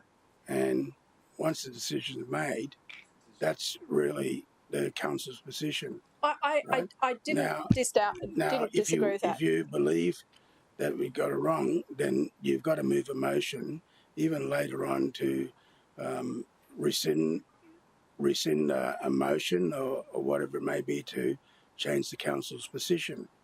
If the council doesn't change, that's the council's position. Yes, I appreciate that, Mr. Mayor. Have you ever thought that maybe you got it wrong and the council got it right? Well, clearly, you know, I mean, there's 15 of us. Yeah, Mr. Mayor, if I may, I did bring that motion here, and I lost 14-1. And as I've said to people, well, you know, that means that I am wrong. It doesn't mean that's not my opinion, and I have a right to that opinion. Yeah, but you bemerged the council in saying that we, meaning council, got it wrong. Okay. And so, Mr. Mayor, And if you're I not may, the spokesperson for the council for the budget. I understand that, Mr. Mayor. And I did not want to be in a position dealing with the hundreds of residents who had great angst, but there had not been communications to them, and I was taking the opportunity to do that. Now, I understand that, and I understand that I'm not the spokesperson on this matter. However, I do think that I have a right to speak on matters. And if I'm expressing that it's my opinion, if I'm expressing my opinion, I can state that. Yeah, but you didn't say that. I Yes, just I heard you did. said we got it wrong, meaning That's the only council. part that you've had quoted. And the investigators already found that not substantiated when I said that in the media because I premised it with that it was my opinion. He's also already found that that was not substantiated, because I was stating it as my opinion. And in his finding there, he said, well, the councillor has a right to express her opinion as long as she's not stating that this is the opinion of the city. And I made that pretty clear. Or the opinion of council. Any other question? You're excused. Thank you.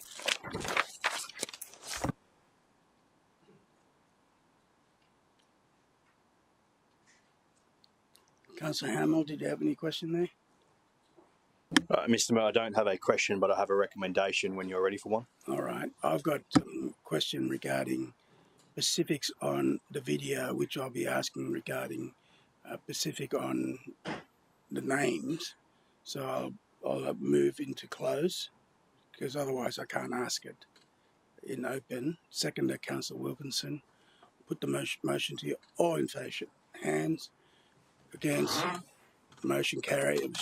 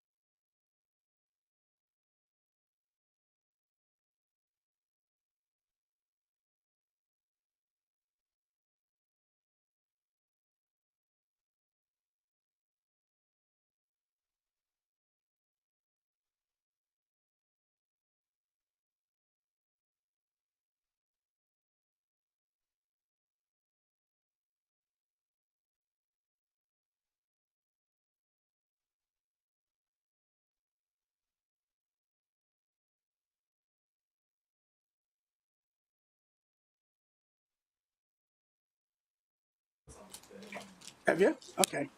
Sounds good. You should add clause 7 that Councillor Gates see all the video. We didn't put that in there? Streaming's on, Mr. Mayor. Streaming's on. I read Streaming's on. Hello, viewers. Welcome back. All right. Councillors, we're on item 16.4. I go to Councillor Hamill to move the motion. So move, Mr. Mayor. Put the motion on the screen. I'll second it. Is it on? That's not the one on the screen, is it? Is that your motion? I believe it is, Mr. Mayor. If Nicky's confident that's the different one. font and everything. Yes, Mr. Mayor. Yeah. Oh, I see. Okay. All right. Councillor Hamill, speak on it. Mr. Mayor, can I start by acknowledging, I think, a very strong common feeling amongst all of my colleagues that it is uncomfortable to be forced to take judgment against a colleague and discuss penalties against that person. How difficult it is to make these decisions when we are not all present at all of the events and we rely upon an independent investigator for the findings. While I acknowledge this discomfort, it is the current process and one we must follow diligently to ensure all natural justice and legal processes are followed. Mr. Mayor, I stand strongly by the ideal that elected members of government should be held to the highest account for their actions. Politicians should rightly be expected to set the bar when it comes to behaviour, especially the behaviour when interacting with the community and interacting with members of our city workforce. This role requires us to interact with both on a nearly daily basis. So it is a daily goal of all councillors, and should be a daily goal, to set a standard of behaviour that is professional and meets the community's expectations of their elected representatives. The allegations against Councillor Patterson have been substantiated today, combined with previous findings, set a pattern of behaviour that I do not personally believe is acceptable from Councillor Patterson and needs to stop. The argument from Councillor Patterson that this is about being a passionate advocate for her community and discharging her duties as elected rep and ensuring she fights on behalf of her area and city, Mr. Mayor, I don't accept that argument from Councillor Patterson. I don't accept it because every day I see all of the councillors in this chamber having strong debates, quite often arguments with city officers. It is our job. We are all interrogating and fighting on behalf of our division and city all of the time. If we are able to do it without leading to a series of allegations and now substantiations of behaviour, then Councillor Patterson should be able to do it as well. This role takes a lot of passion and sometimes that overflows into a lot of emotion. But that passion and emotion must be controlled and not allowed to overtake our behaviour. Our interactions with city officers must be respectful and of the highest professional manner. It is literally cemented in a councillor code of conduct calling for that. I encourage Councillor Patterson to demonstrate to all of us in this chamber and to the broader organisation and indeed the community through the upcoming public apologies that this recommendation calls for, that she accepts that her behaviour has not always demonstrated the highest standard of professional interaction with officers, and to take the opportunity to reset and moderate her behaviour to the expected standard moving forward.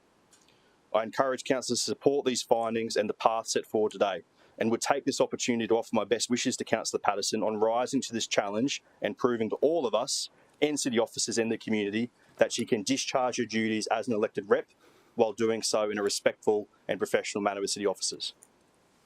Councillor Gates. Mr. Mayor, may I just make the point that 2 of the breaches were substantiated today and 1 was unsubstantiated, please? Fair enough. Okay. Anyone want to speak against the motion? I'll put the motion to you. Do we have to division this? All in favour. Division's call. All in favour, show of hands. Mayor Tate, Councillor Young, Councillor Taylor, Councillor Curtis, Councillor Hamill, Councillor Fowler, Councillor Gates, Councillor Wilkinson, Councillor Martin, Councillor Lacastro, Councillor Doran, Councillor Tozer, Councillor Marshall, Councillor O'Neill. Against. Motion carried unanimous. We now go to 16.5. Mr. CEO, could you ask for Councillor Patterson to return?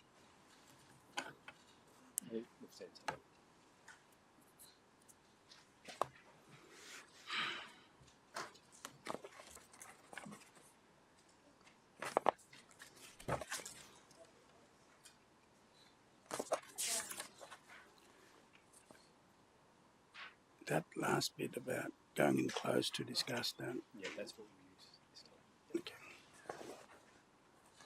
To get them to get it out, whatever clause it is. Okay, councillors, we're now at 16.5. We'll have to do declarable conflict. Councillor Patterson, 16.5. So I have declared conflict on this matter. I seek to stay in the room to make a statement and answer any questions that council may have. All right. Councillors, procedural motions required. It's in red there if anyone wants to do that one or whatever. Move the red one. Okay. Seconder, anyone? Councillor Gates? Anyone speak against the motion? All in favour, show of hands. Mayor Tate, Councillor Young, Councillor Taylor, Councillor Curtis, Councillor Hemmel, Councillor Fowler, Councillor Gates, Councillor Wilkinson, Councillor Martin, Councillor Castro, Councillor Doran, Councillor Tozer, Councillor Marshall, Councillor O'Neill. Against? Okay, motion carried. Could you please record Councillor Patterson did not vote? I go to Councillor Patterson to make a statement. You have 10 minutes. Thank you, Mr. Mayor. This incident happened immediately before a meeting began in October last year. And as I just noted previously, this occurred before the January meeting when Council requested that I attend training and therefore before I had completed my training. At that Council meeting, I recommitted to treating Council officers with courtesy and fairness, and I stand by that today. So these matters are before that Council decision, those Council actions, and I want that to be made clear. It occurred in October last year, and the subject matter at hand was the officer's recommendation to committee to stop accepting cash as payment at our aquatic centres, and my proposed change recommendation that we do accept cash. Simply, I found the officer approach to what I considered to be to influence debate seconds before I was to open the committee meeting most irregular, and I attempted to address it the best way I saw fit. I have already learned from this situation and I do not feel it would be repeated again. I apologise to the officer for disrespect she experienced during this matter and apologise for any offence taken. Mr Mayor, I do feel compelled to speak on the long delays addressing this matter and the other matter.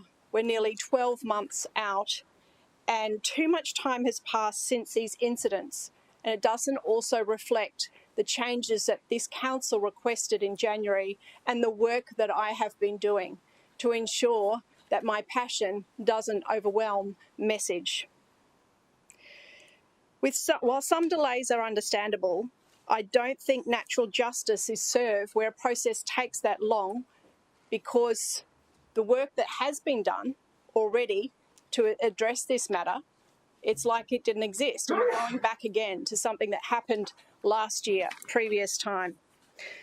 I'm a reasonable person and I certainly recognise I'm not without flaw, but this costly process also does not serve anyone. And our current OIA system is unlike anything used for state or federal representatives. It actively precludes the opportunity for a standard mediation process and instead places prolonged legal costs on our ratepayers whilst allowing alarming gaps in delivering natural justice. The Premier of Queensland, David Crisafulli, our former councillor himself, has committed the Minister for Local Government, Water and Volunteers, Ms Anne Lay, to a review of the Office of the Independent Assessor.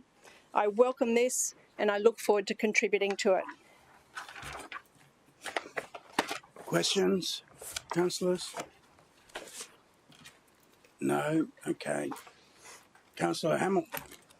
Mr Mayor, if I could please, I just want it clear and on the public record that Councillor Patterson, in her opening there, acknowledges that her behaviour that's in this allegation wasn't appropriate. She pointed out she apologised to it. So can I just get clarity? She accepts that on that day her emotions did get better of her and that her behaviour was not appropriate in the chamber. Councillor Patterson. Thank you, Mr Mayor. I will repeat it so that it is clear. I have already learned from this situation. I do not feel it would be repeated again. I do consider that it was something that I deserve to provide the officer an apology for. I apologise to the officer for disrespect she experienced during this matter and apologise for any offence taken. Thank you. Any other questions, councillors? Thank you, Councillor Patterson.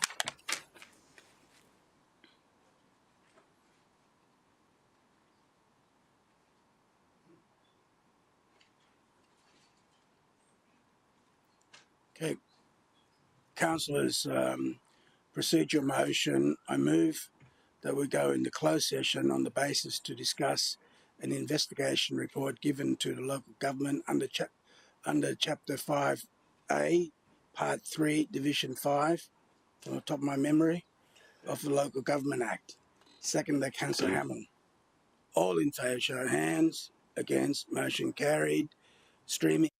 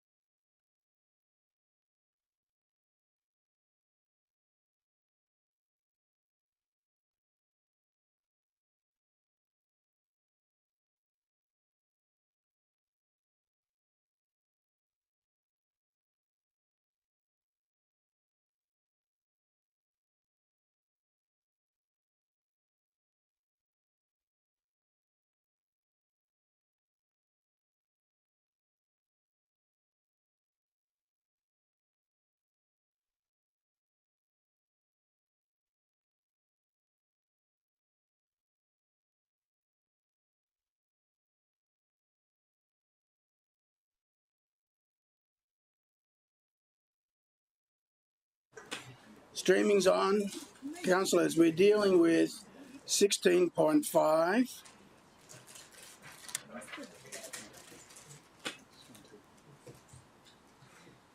Councillor Hamill moved the recommendation. I'll second it. The motion. Do you want to speak on it at all? Okay. Anyone want to speak against? Councillor, I put the motion to you. All in favour, show of hands. Mayor Tate, Councillor Young, Councillor Taylor, Councillor Curtis, Councillor Hamill, Councillor Fowler, Councillor Gates, Councillor Wilkinson, Councillor Martin, Councillor Lacastra, Councillor Doran, Councillor Tozer, Councillor Marshall, Councillor O'Neill. Against? Motion carry unanimous. Meeting closed 15:35.